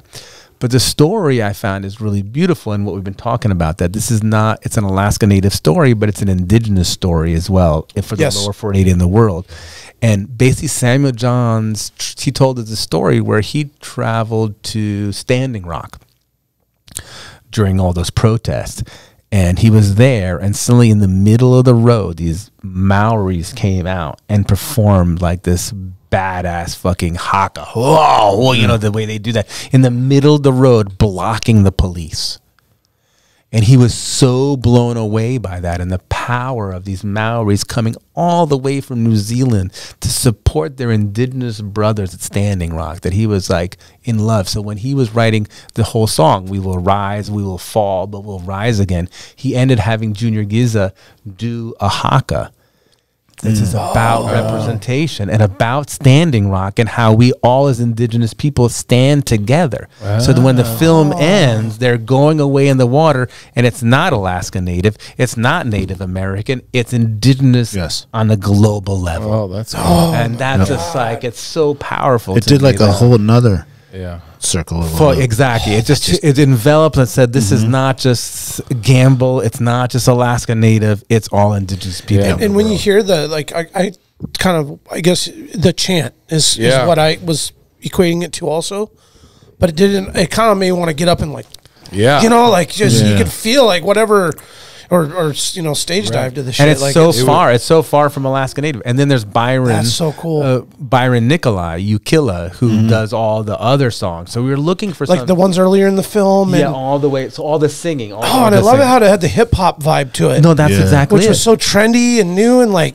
that shit in films. Well done. That shit in films really makes a film a whole nother level. Yeah. Where it's not cliche and the same, elegant sound or rock and roll when they're driving the boat. It's like, no, we need drumming. You need something like can people connect to? What's new? Like trend, hip hop, vibes. You're so right. So basically, so I'll go back to Jim, Pashy Jim. He's gonna he's gonna hate me for this. No. So it's funny because Jim's. So we just got the whale. Jim's on the boat with Wiyu and Allah, and he goes to Allah and he's like, Allah, what do you think about the, when we get the whale, should we have like drumming or traditional drumming? Is like, I was like, drumming? Get the fuck out of here, man. I got Wiz Khalifa on my head. And he had Teenage Ninja. I can never say it. Teenage Ninja. What is it? Teenage Mutant Ninja Turtle. He had Wiz Khalifa, Teenage Mutant Ninja Turtles playing. And that's what I want to go with the music. We were like, and Jim was like, oh, shit. And he's the one who brought the whole idea that we got to like blow this up because, again, it's not a fairy tale. Right. Yeah. These guys are not living 1,000 years ago. They're today, right and they're modern Americans, and they got fucking hip hop blasting in their headphones. Yeah, and iPhones and shit. So we were like, we need to find someone who does that. But we can't make it to him. He's got to still be Alaskan. It's still got. So we found him. He sings in Yupik, not Siberian Yupik, but close enough. And it's all hip hop, and it's badass. He's amazing. You know what I mean? So that brings this authenticity to their experience. Like it's still hip hop, but it's not hip hop. Yeah. It's like foreign. I mean, outside of the open of the film, once I heard the hip hop, like the native heritage hip hop feel, I was like, dude, this shit's got me hook, line, and sinker. Yeah. Now, there has been some thought put into this. For sure. The feeling I had was this is a documentary made for young people. Oh yeah. For the next generation. Yeah. That's exactly For Chris and his peers. Yeah. For the people that are coming up next. Another big feeling I had was the balance. Not only the balance of the music and stuff you chose, but the balance that they're living. The balance that they have seal skin gloves on and a North Face. Right. They're on their phone and they're sitting there about to go, they're Snapchatting or they're Facebooking like this traditional life of this balance. And that was incredible when the teacher, what was his name again? Keith.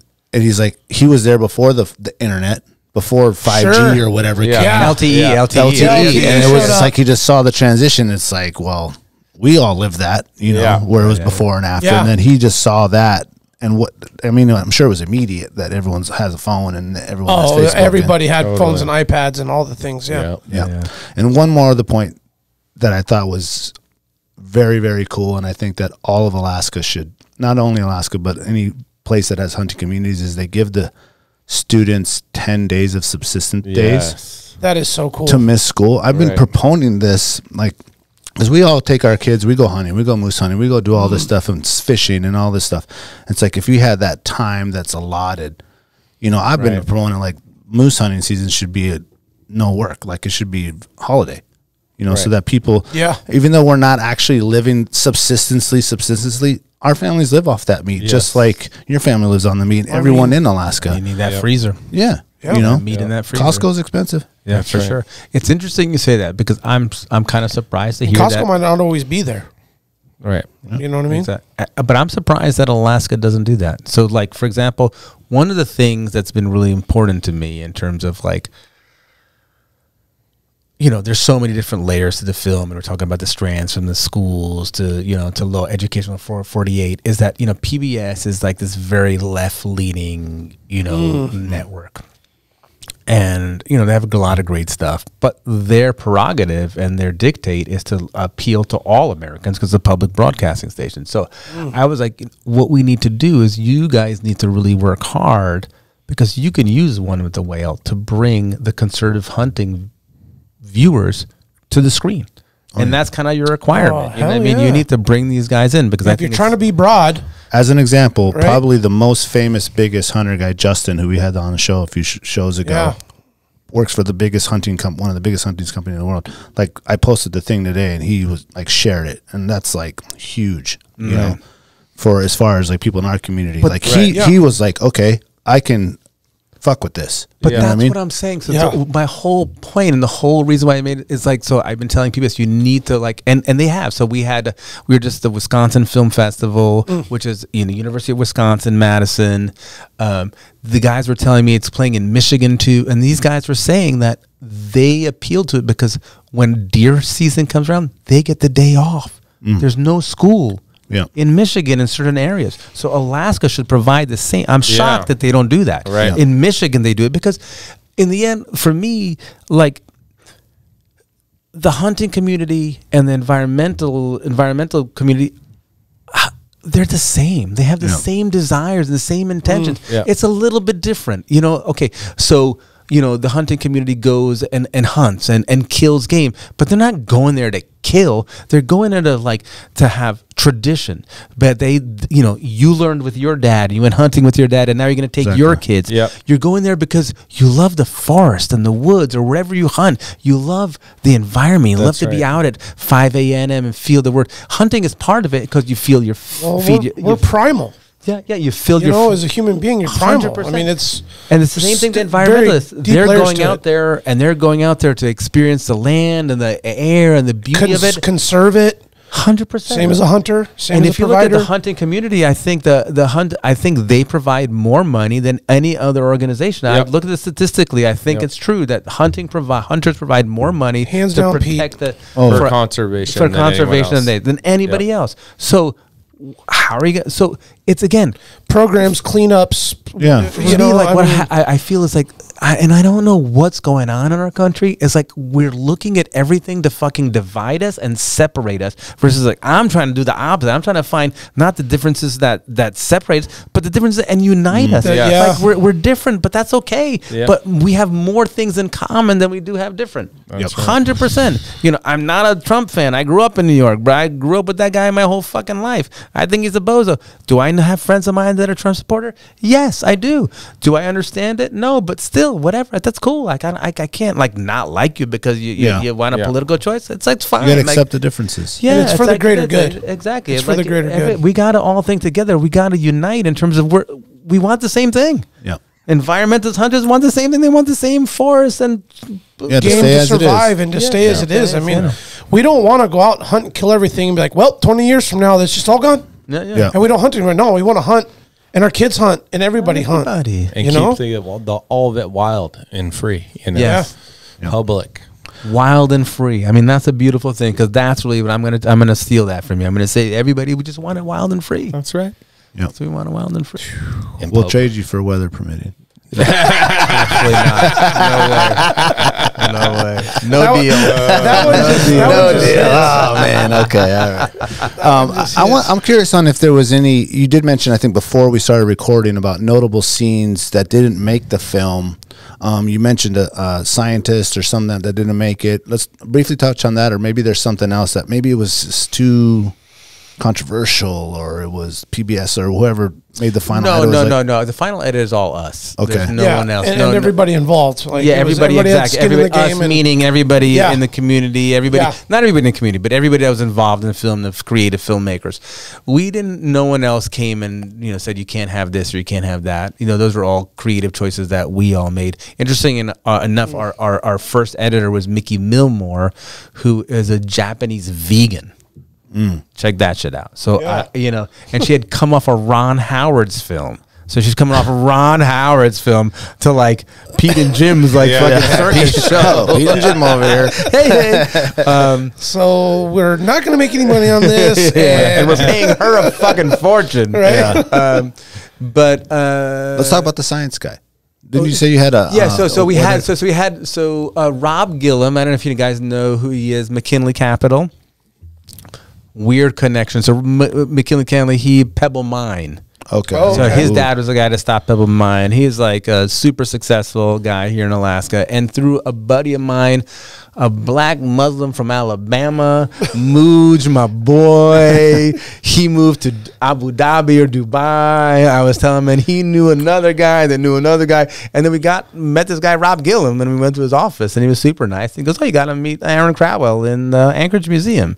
So we were like, cool. So that's how we ended up in the Anchorage Museum. We brought Nalu. We brought Nalu with us, and then he was there, and we interviewed him a lot. And he had said some really amazing, really beautiful stuff. And we had that in the film till very late in our, it was in there for a long time. Almost made the cut? Almost made the cut, but we ended up pulling him out because in the end, the museum scene was more about Nalu and her moment and her kind of realization about who she is and what's really important and her values. So he ended up making the cutting room floor. The mom, Susan, had a bunch of stuff. She was much more prominent in the film. But again, what we talked about, like dark pasts. And some of those paths were a little bit too dark. Like like they distracted from the story of what we were trying to say of Hope. So although she's still prominently featured in the film, some of those stories were, we had many hunts. There was some hunts that were way more exciting. Not the whale hunt. The whale hunt was the only one we had. Yeah, that was the pinnacle. Yeah, but we had, seal hunts that were much more exciting, or walrus hunts that were more exciting. But in the end, we didn't want to try to build the excitement. I don't know if you realize, but there's the drone shots in the beginning of the film, and then there's none. Yeah. Until we get to the last Till the scene. end. Right. That's we want to bring it up. So like all these were conscious choices to like really keep you in. So we have the seal hunt, and the seal hunt's really beautiful because of that moment. Why is it beautiful? Because Apatu, Joanne, is there on the ice, a woman hunting. Yeah, the cousin. Yeah, which is just a beautiful little moment there. And, you can see just the way that it was also cloudy and foggy, and the way, him and his dad are standing with the seal, and they're like kind of go, okay, you ready? And they cut together in sync. There was something about that beauty of them that we had seen walrus hunts that were like, seal hunts that were like so exciting that like, the BBC would dream of having shit like that. But in the end, you have to think about your whole story and how you're building a story arc. Yeah. And you're building. And if you suddenly have something too exciting, it throws off balance. It throws everything in balance. So it's a real balance, because in the end, we don't. If you look at our film, I mean, I've noticed that at all the screenings I've been to, everyone's like glued to the screen. Everyone's watching. One thing is we keep the pace of Gambell.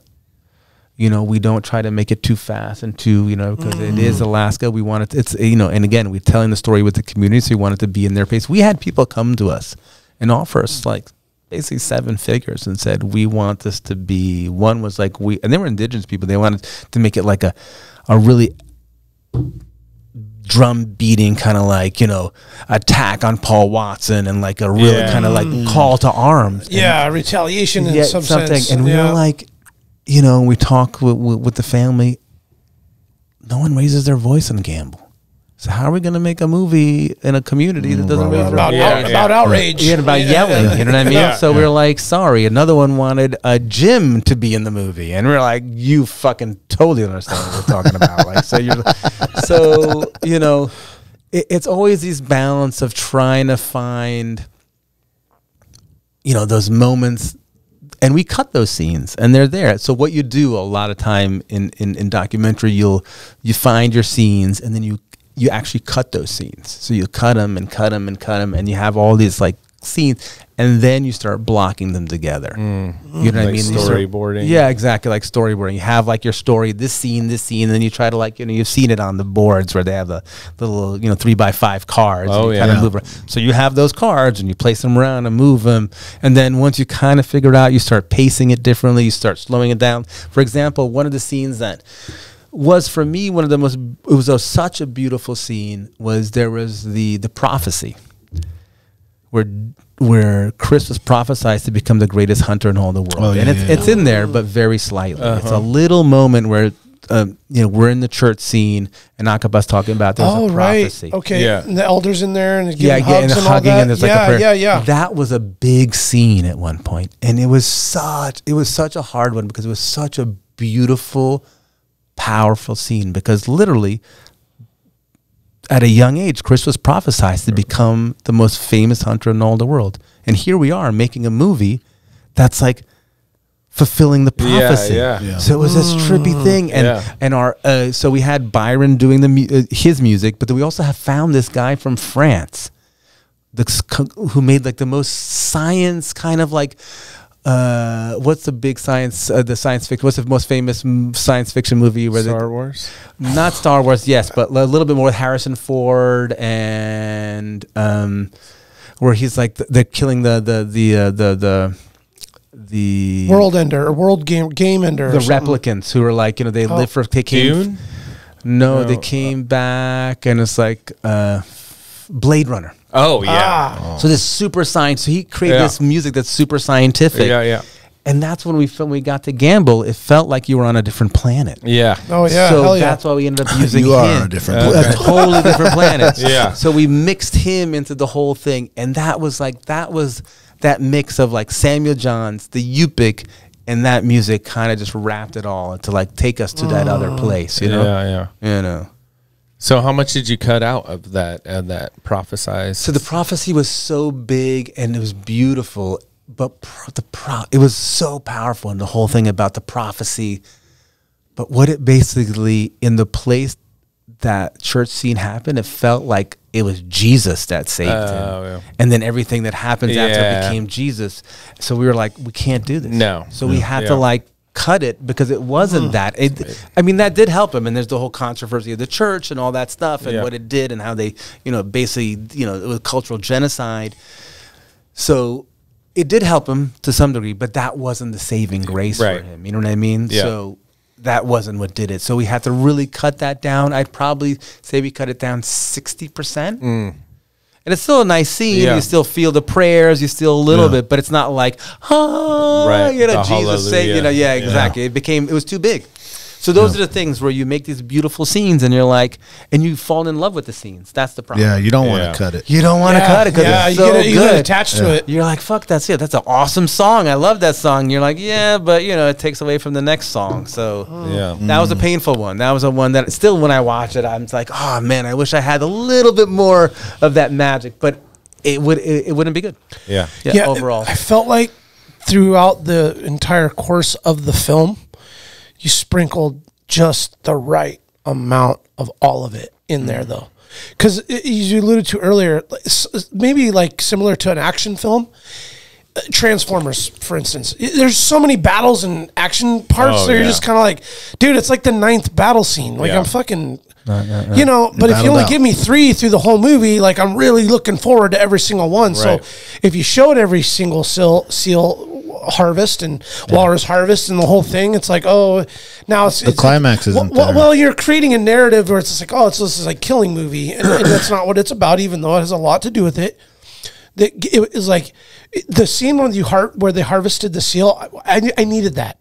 I needed to see them be successful. I needed them to put something in the freezer when they said there wasn't ice and they weren't getting harvests. And I needed to see something, to make me feel good that there were still critters that they were finding, It was very important in that because there was, like, in terms of also, you don't want to have a film that's like so depressing. Yeah. Oh no. Because it was getting dark. It was getting dark. Oh, and, sure. and that's why you had the Nalu counterbalance. That was the other thing. Yeah. Because everything was so fucked up in Gambell, but she was at least still bubbling and alive. A bright light. So there was kind of this balance. But at one point you still needed something from Gambell. They're going out there. There's no ice. There's nothing. There's no food. And Mom, she was living in darkness and secrets and the history and things, but then also like providing support for her children and still being the beacon and the family member and the pillar and the support system. And sure, there was some darkness, the father going to prison for 3 years for, poaching, and is like, you gave us little pieces of things that were like, oh, there's some, there's some darkness. There's struggles. There's challenges here. With the killing thing, I thought you guys played it right because I feel like every successful kind of like killing movie or hunting documentary or whatever, it shows like the value that has for like the community or the person or the family, and then the cooking of it. Right. Yep. And so like, where you stuck in the walrus being cooked by Nalo and just the harvesting of the meat and actually enjoying it. And if you just go out and just have these epic, kind of fight scenes with, basically with big harvest scenes, you're not going to be able to balance that out with like what it really means each time. So I thought that was done very tastefully. Like packing the blubber at the end in the Ziploc bags, and Susan's in there, with the ulu doing the thing and cutting them specific how they fit in the bag. Clearly, there's a system there because they get exactly how many pieces. Square inch. That bag was tight. That bag was tight. Bro, I was like, okay, man, that's like, good eyes, man. They didn't need no vacuum sealer. That was just meat. That's a good observation. That's a good observation. And then when they're like desolate out there and they're you feeling for them that they need to get something, like That's the Oh, feeling just for hunters morale, feel right? 99% of the time. We feel that way. You know, it's like nothing's around. We need to get something, you know. It's not about just the harvest and the fun, right? That the excitement after they see the whale. But like those days that you're looking for one seal and can't find them, you know, how many days have we sat there and tried to get a moose or whatever, and then it's like you're on day 8 and still haven't harvested anything. That's really relatable to the outdoor enthusiast. Well, and that level of despair is kind of hard to explain. And this is coming from hunters who are just going out on a 10-day moose hunt, and at least we can go to Costco and still get a ribeye. If you're depending on it, I think it ratchets up that despair feeling. Because I mean, you know, I mean, you guys can relate. It's hard at the idea of going home empty-handed. Oh, dude! I don't care if it's a 51-inch bowl or a paddle fork. I want to put meat in the meat wagon and hanging it in my backyard when I get home. And I want to I want the family and the neighbors to see my harvest and the feeling of like providing and bringing home. And when you think that might not happen, it's like depressing. Dude, this year, it's hard. This year, like, you know, we're done at moose camp, and it was about the end of shooting light. I was telling my dad that it was like, this is the first time the freezer won't be filled with moose meat since the kids were born, and that they're counting on it. And he's like, well, you know, it's nice just being out here. And I was like, it's different now though. I have 7-year-olds, like, we ate moose. And then that's when the spike fork walked out. Yeah. Like, it was just like, you know, the universe gave me that because of the situation. But yeah, that despair. And then they subside up. They can't go to Costco. I mean, it's a real thing. But that was a really cool part for me, I thought. Yeah. Let's take a quick break.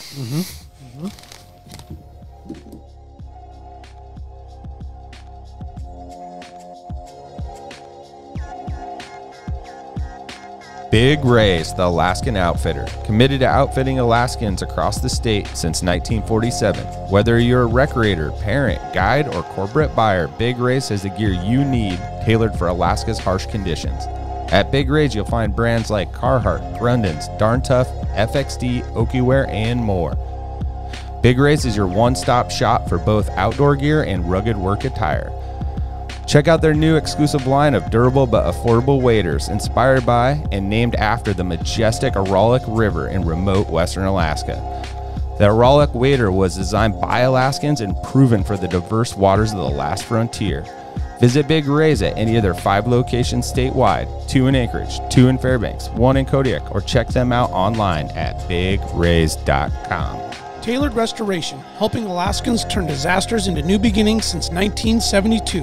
Their 24-hour services include fire, water, mold, post-emergency cleaning, and repairs.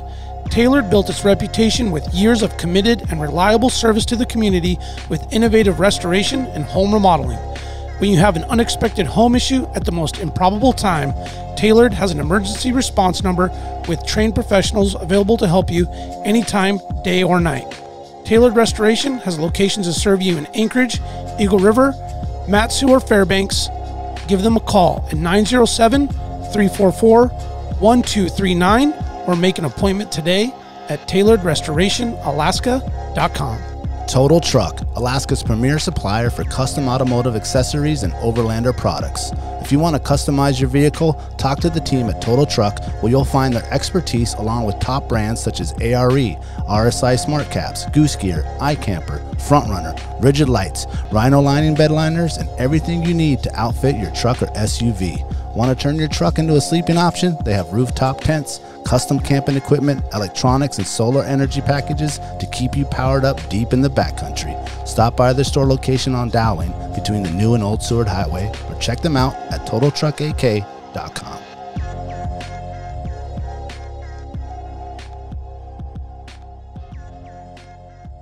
You good with 30? Yeah, let me tell. Tell them we'll throw in two 4-packs of cider. All right. Yeah. And we can give you a ride too. No, I got a car. Oh, you got a car. Okay. Okay. Or you can have them come meet us. You can come in and watch the end. Jack, we're on the air now. Oh. Yeah. We're back, baby. Yeah. Oh, all right. We're back. So are we gonna? Yeah, we're gonna do some trivia.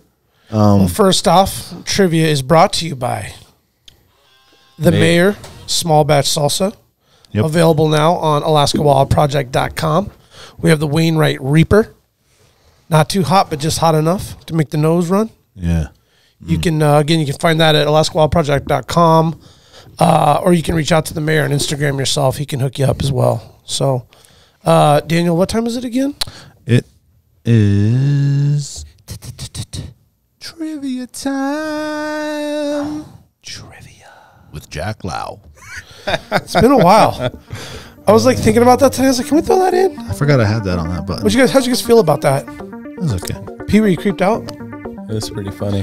He's saying he's trying to tell this dude like 30 tops.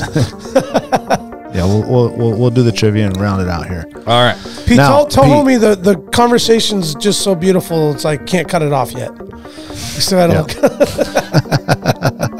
We'll get you out of here though. I'm telling you, they've chained me. It's believable.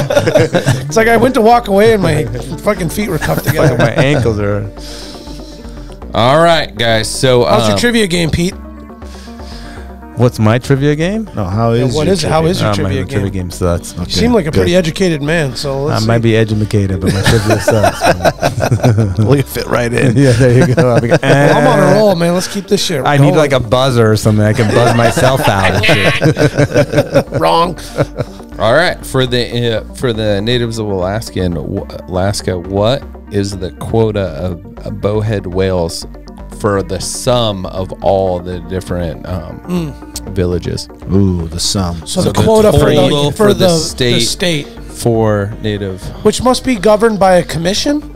Okay, so here I'm going to tell you a couple of things. So it's Okay. is the AWC regulates fights to get from the IWC the quotas, but the quotas don't come yearly. So you're talking about the 6-year, the 7-year quota. Oh, well, this is annual. This is from the Alaska Department of Fish and Game, and it's saying that this last year there was a certain amount of strikes allowed per year. Like, Okay, gotcha. Because that 32. counts, right? Oh, like an injured one, 32? or whatever it would be. 32 is the Okay. quota. I'm gonna Okay. go. I'm gonna go with 46. That's a good one. I'm gonna say 50. so it says it's 67, Okay. and then how many whales did they take Out of those, Oh, so those are strikes and actual harvests. Yeah. 22. on average? I'm gonna 22. say 8. Ooh. I know Gambell didn't get a whale last year, so it's pretty amazing when you think about that. Like, we came to Gambell And they When- got one when when they you're got gone. and you we were were on the there. right boat at the right time Right. to get that whale. To think that the whole last year, Gambell did not get one. There was something going on in the world that got us on that boat. Yeah. Wow. So I'm gonna say 23 40. Oh, It's Oh, the shit, average. okay. It's the average. average. 40. So, Okay. and this is from last Department of Fishing Game. So, So what's that? 2/3 of the quota. yeah. But it sounded like Pete had more information than I. Yeah, that's a little bit. They get their quotas for basically what they do is they get a quota from the IWC, which is International Whaling Commission. International. International Whaling Yeah. Commission, which is the AWC advocates there, and they get a certain number, and then basically the AWC, the Alaska Eskimo Whaling Commission, distributes how many what each village is allowed to get. Ah, all right. That's cool. So how Yeah. many villages is that distributed by? I wish I knew that, but I think it's probably like 12 to 14 or something Okay. like that. Because Coastal. some of them probably aren't even capable. Yeah, some of with them the don't even equipment. failing. Yeah, they don't. Like, Yeah. Barrow definitely, Utqiagvik definitely gets the most. Okay. They do, and then Gambell's probably and Savunga are kind of Point Hope too. Point Hope, Yeah. Utqiagvik, Shishmaref is also. Yep. Shish Okay. gets some. Okay. That was a cool question though. Yeah. Interesting. Yeah. So all that was from an article on the Alaska Department of Fish and Game website where they're talking about how much the bowhead whales have recovered, which goes to the next question: how many bowhead whales are in the Alaskan waters? Okay. So it's funny. I had a long conversation today with one of the whaling captains saying that actually no one really knows that. Yeah, question. I bet that's more. No, Google knows. Yeah. There's an Alaskan Department of Fishing game. Because they actually, what's been going on is that the whales have been going into Canadian and Russian waters and changing their migration paths lately, and that's been a big problem. Is the whaling captain saying no? There's plenty of whales, and whatever NOAA are saying no, there's not, and they're like, well, no, yes, there are, because just the migration paths have changed. Right. And one of the coolest things when the guy was saying is we got some whales, and then we looked at the fat, and the fat was a different color. Oh, because the whales were migrating from a different and eating something totally different. Right. So like, I wonder what the taste difference of that fat is. Sure. Is that like the White King versus like, I need some of that purple fat. Well, I'm sure it has something to do with water temperatures and things that are, they're chasing food too, right? Yeah, for sure. I don't want to get deep into it. Just saying. So estimate how many bowhead whales are in Alaskan waters? I'm gonna say 1,500. Pretty low number, I think. 22. 2,200. Man, I'm going to go with 800. 10,000. Wow. I thought it was that's actually encouraging. 12,000, but I thought it was. That's encouraging. That's good. I went Yep. That's really good. And it Wow. says that 90% of the world's population of bowhead whales are in Alaskan waters. Oh, really? Wow. Is what it says. Okay. Cool. So we harvest 40 of estimated 10,000 that are technically in the waters. Yeah. I mean, I just want to kind of give that number perspective to anybody who has the ideal of gathering information before making a formed opinion on. You mean the internet?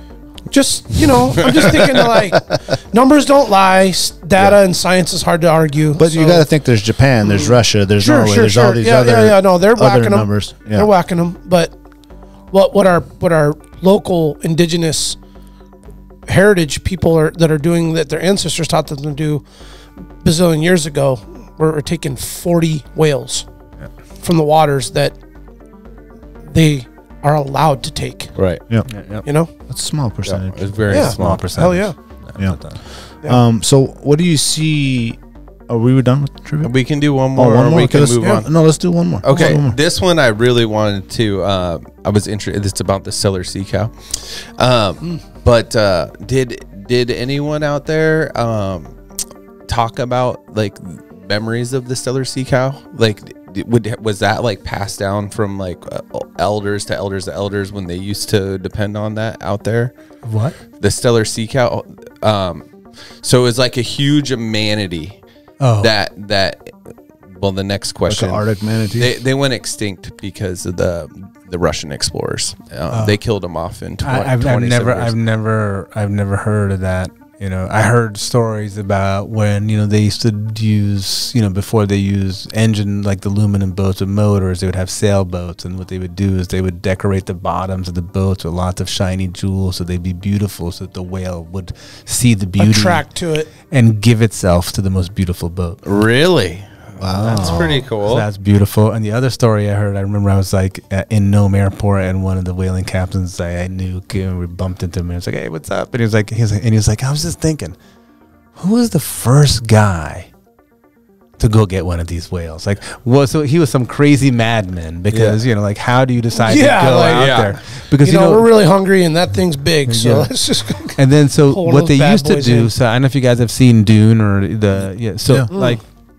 So what they used to do is, because now when they harvest a whale and they're 10 miles out, they call up all the homies, they come on their motorboats and they pull the whale back in. What do you do when you don't have motorboats? Right. Yeah. So what they would do is they would actually, kind of like Dune, they would like hook the whale with buoys and ropes and steer the whale back to shore. Really? So that it would they would kill it closer to the coast, so they could actually bring the meat out. Wow! So just think about that. They'd almost hurt it to the shoreline. Exactly, and they would beat there's ways of beating water to get it because to move it this way or that way. This way. Wow! And there was other ones where they put hooks in them, and they would have these things. So it was pretty. We tried different. Wow. It's pretty badass. How long that would take? Because you said bringing this one in.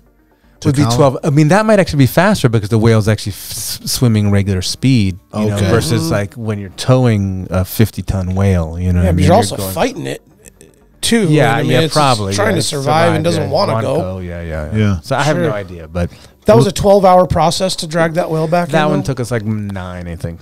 Damn. It was like what, 30 miles out, 29 miles out, or something. We were 14 miles. Oh, okay, so it's fairly close. Yeah. So maybe it's actually it was like maybe 5 hours. Okay. Still probably felt like an eternity. What was the question? So the question is, in what humanity Oh or yeah. something? in what year was the Steller sea cow killed to extinction? 1973. 69. 1969. 1969. Extinction? Stellar symbol? Man, that's like probably way before that, actually. Yeah, I'm thinking like in the 1800s. Let's get a... Probably before that even. That's a wide range. Yeah, I'm just Let's get a specific number. Oh, 1850? There you go. All right.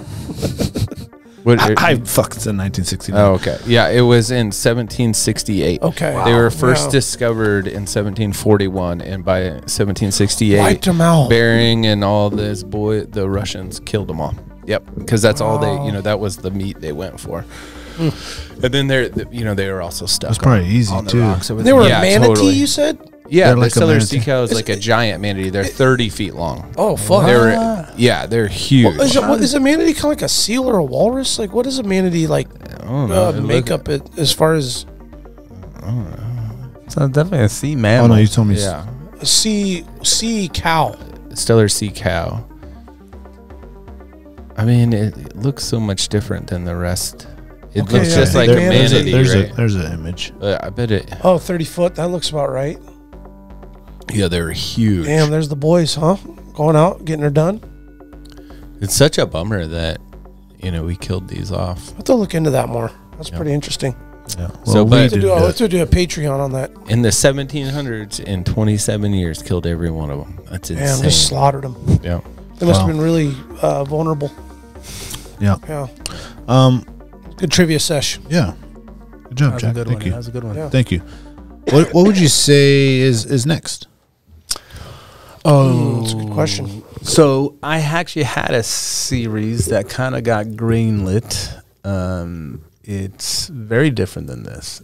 My father was a professor of Islamic studies for 50 years, and so we lived around a lot in the Middle East, and I kind of got sick of this narrative that the media plays of like all Muslims as terrorists, because I know a lot of Muslims, I lived a lot of Muslim worlds, and I've never met a terrorist. So I was like, we got to kind of correct the narrative a little bit. And I was like, I don't want to change the narrative, correct the narrative for like San Francisco and New York. I want to like reach people in the Midwest who like haven't had the opportunity to know anything. So there's a guy called Ibn Battuta who was like the Marco Polo of the Muslim world. And he traveled, he's like 60 years after, he traveled way further. He's from what was Morocco, and he traveled all the way through the North Africa, the Middle East, all the way to Indonesia, to China. And I was like, oh, this would be a great MacGuffin to use him as his story to go out, to follow him. But let's do it with American Muslim celebrities, and particularly comedians. So I worked for years to get like Mo Amer to be, I don't know if you guys know who Mo. So I got to get Mo as the host. Hassan was one of the possible guys, but Hassan's a little bit too intellectual, and I wanted a guy that's like a man of the people. And Mo's like, everyone thinks this whole big joke is that everyone thinks he's Mexican. So, and that'd be the whole skiff where the Mexican guy's going to the Middle East, So I got everybody. I got Mike Tyson, and Dave Chappelle and Riz Ahmed, and everybody wanted to jump aboard, and it was going to be this kind of fun. Mo was going to host it, and then we'd go. I mean, my perfect episode was, imagine Dave Chappelle and Mike Tyson going to Mecca, and Mike Tyson shaving his head and putting on a cloak, one of the toughest guys in the planet to go bow down in front of the one eternal God. I mean, like, what a great episode. And the network was like, absolutely fucking not. He's got like a pot farm or something. I was like, dude, that's what you're worrying about? Mike Tyson's pot farm? Anyway, so it was all set. Man. I got Mo down. He was like, let's do this. And then the war broke out. Gaza. Oh, shit. So they're like, I don't think we're making movies about Muslims. So it's a bummer, because I actually had I basically didn't take any work for, this whole part of the year because I was pretty sure this was going to go. So that's the one that kind of got away. I think it's going to come back. So we're going to do that. I got another one called Salty Dogs, which we're trying to develop, which is about Craig Peterson and Kevin Naughton. They were like the original surf dirt bags. So they were like the guys that invented surf travel. They traveled from everywhere from South America to Tavarua to Europe to Africa, and they worked for Surfer magazine. So all their stuff is documented in photos, and they would write articles. There's all the cool stuff. It's also kind of the history of surf, but at the same time, the dudes are in their 70s, and they're going out trying to find like untouched spots. So it's really about these older dudes who are like, creaky in the bones, who are like last chapter. Exactly, the last chapter. And also there's a different type of, they're still pushing the limits, but the limits are different. Back then there was no phones, there was no maps. They were like literally going in the middle of nowhere. When they started, Craig was only 16, so they had to get a special note when they're traveling to like hunt through South America, a special note that would let them go through borders. My mom signed this. That's cool. So it's a story about these older guys, kind of like, and what does age mean these days? So it's kind of like this kind of beautiful story of these older guys trying to keep the spirit alive when the body's not responding.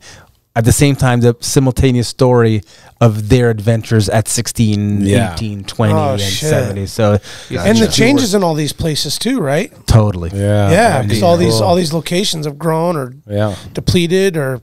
Now they're, the word surf league is being there, which is they were the only guys there. And there's all these awesome photos of them like chilling with their surfboards in Africa, and everybody's like, "What the fuck are these guys doing? What are those big pieces of foam they're carrying?" You guys know there's sharks out there? They're like the Endless Summer boys. Exactly. That's exactly the Endless Summer that is, awesome. 2024. Yeah. So we're trying to get that going.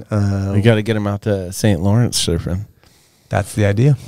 Yeah. Looks like the waves could be pretty good. Oh, no, they got. I'll show you videos. You surfed up there? Yeah, I didn't surf there. I didn't bring my board, but I just. My son is a really huge surfer. I have too many surgeries, so I'm just starting to get back in. But my son, I just sent him. He's 16, and I just sent him to the North Shore. So he just spent spring break on North Shore. He surfed pipe.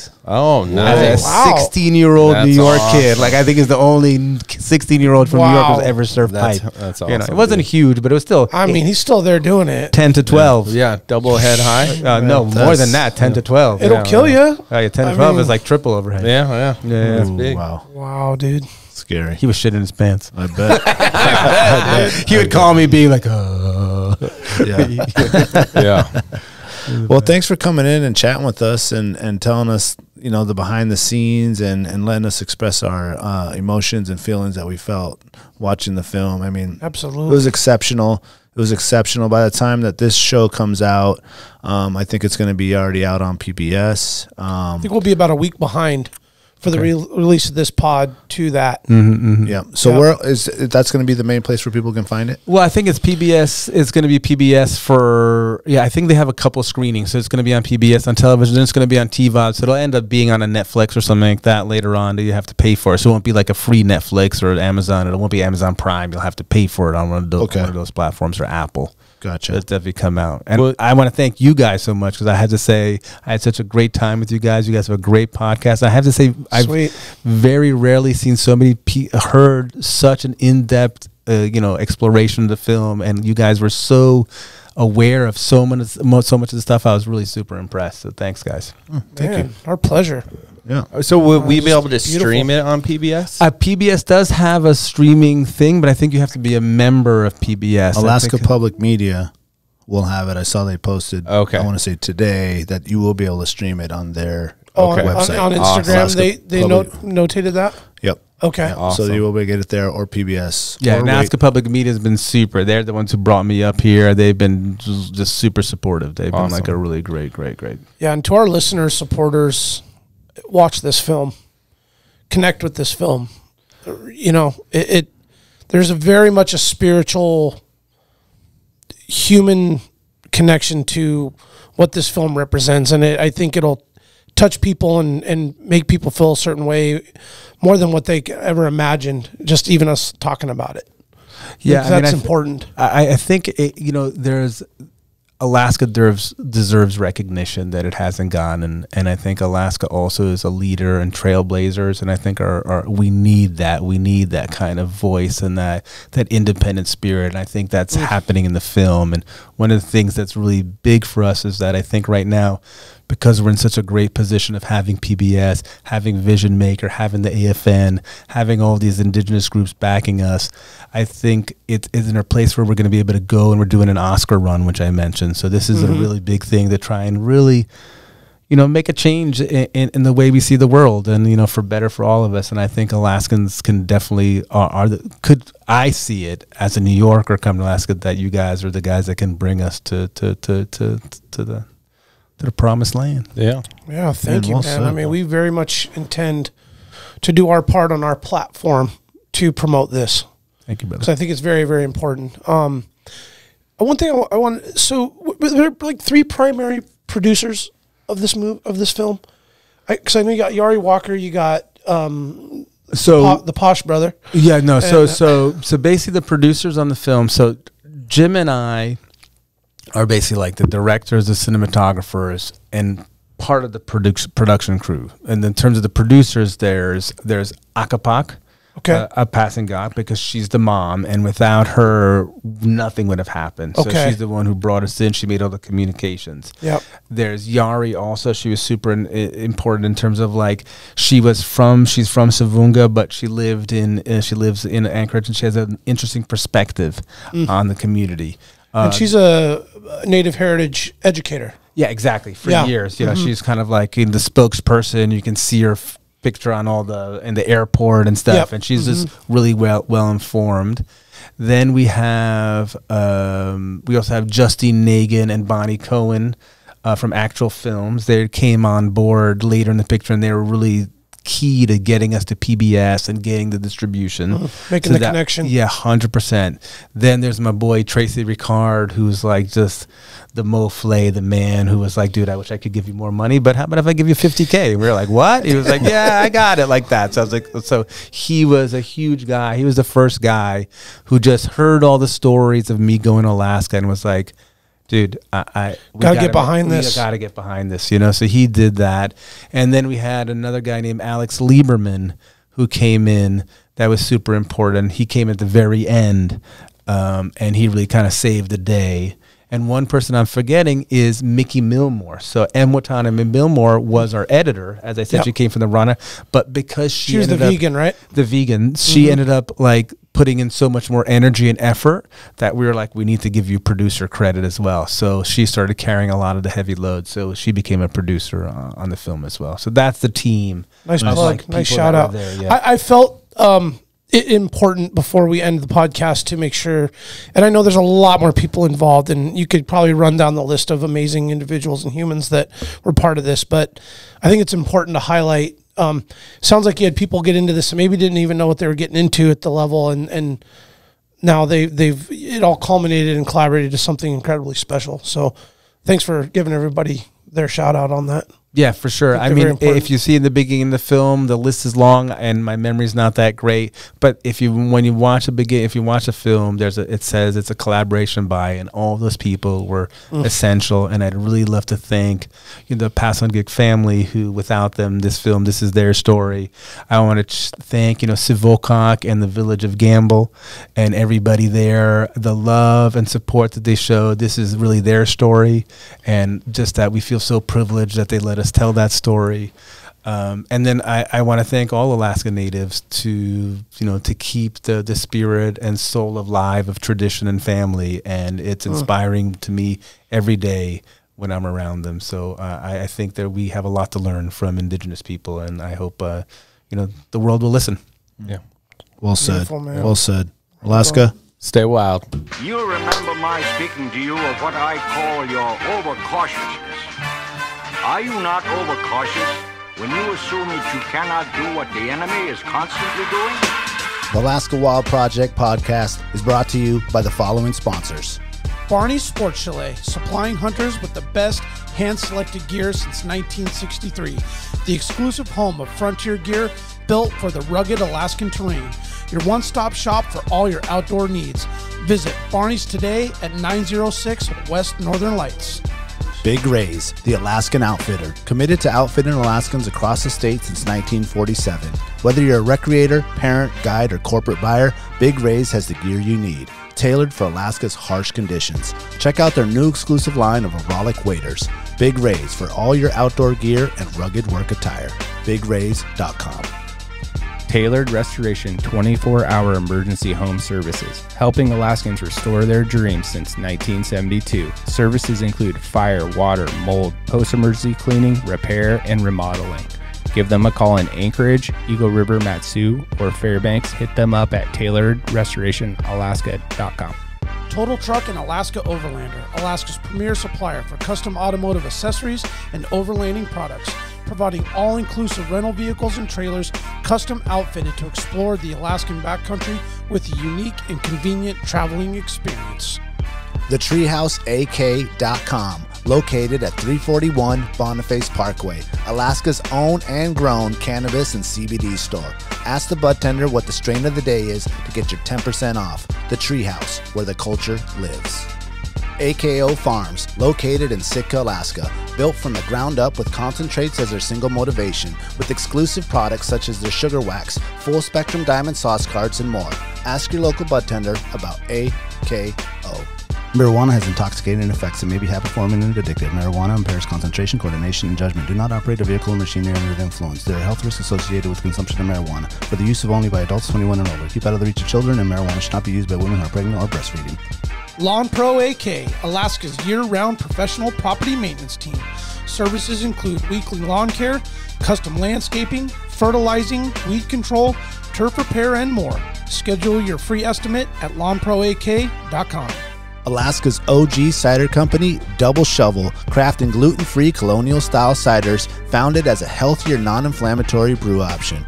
Drop by their Pop and Tap room in Anchorage off of 58th and Arctic or visit the second location in Kodiak. Double Shovel, award-winning ciders. The Alaska chapter of Backcountry Hunters and Anglers. BHA is the voice of our Alaskan public lands, waters, and wildlife. Their goal is to uphold our hunting and fishing legacy while keeping our public lands wild. Stand up today and join BHA at backcountryhunters.org. Alaska Mining and Diving Supply, located in Anchorage, is our go-to for powder sleds and utility rigs. Whether you're in the mountains with the flat bill bros, running trap lines, or hauling freight, they have the selection to get you dialed from peaks to the valleys. Find them on Commercial Drive or akmining.com. At least is equal in prowess and act upon the clean. I say try. If we never try, we shall never succeed. This proposition is a simple truth, and it's too important to be lost sight of for a moment. If we cannot beat the enemy where he now is, we never can. It is all easy if our troops march as well as the enemy, and it is unmanly to say they cannot do it.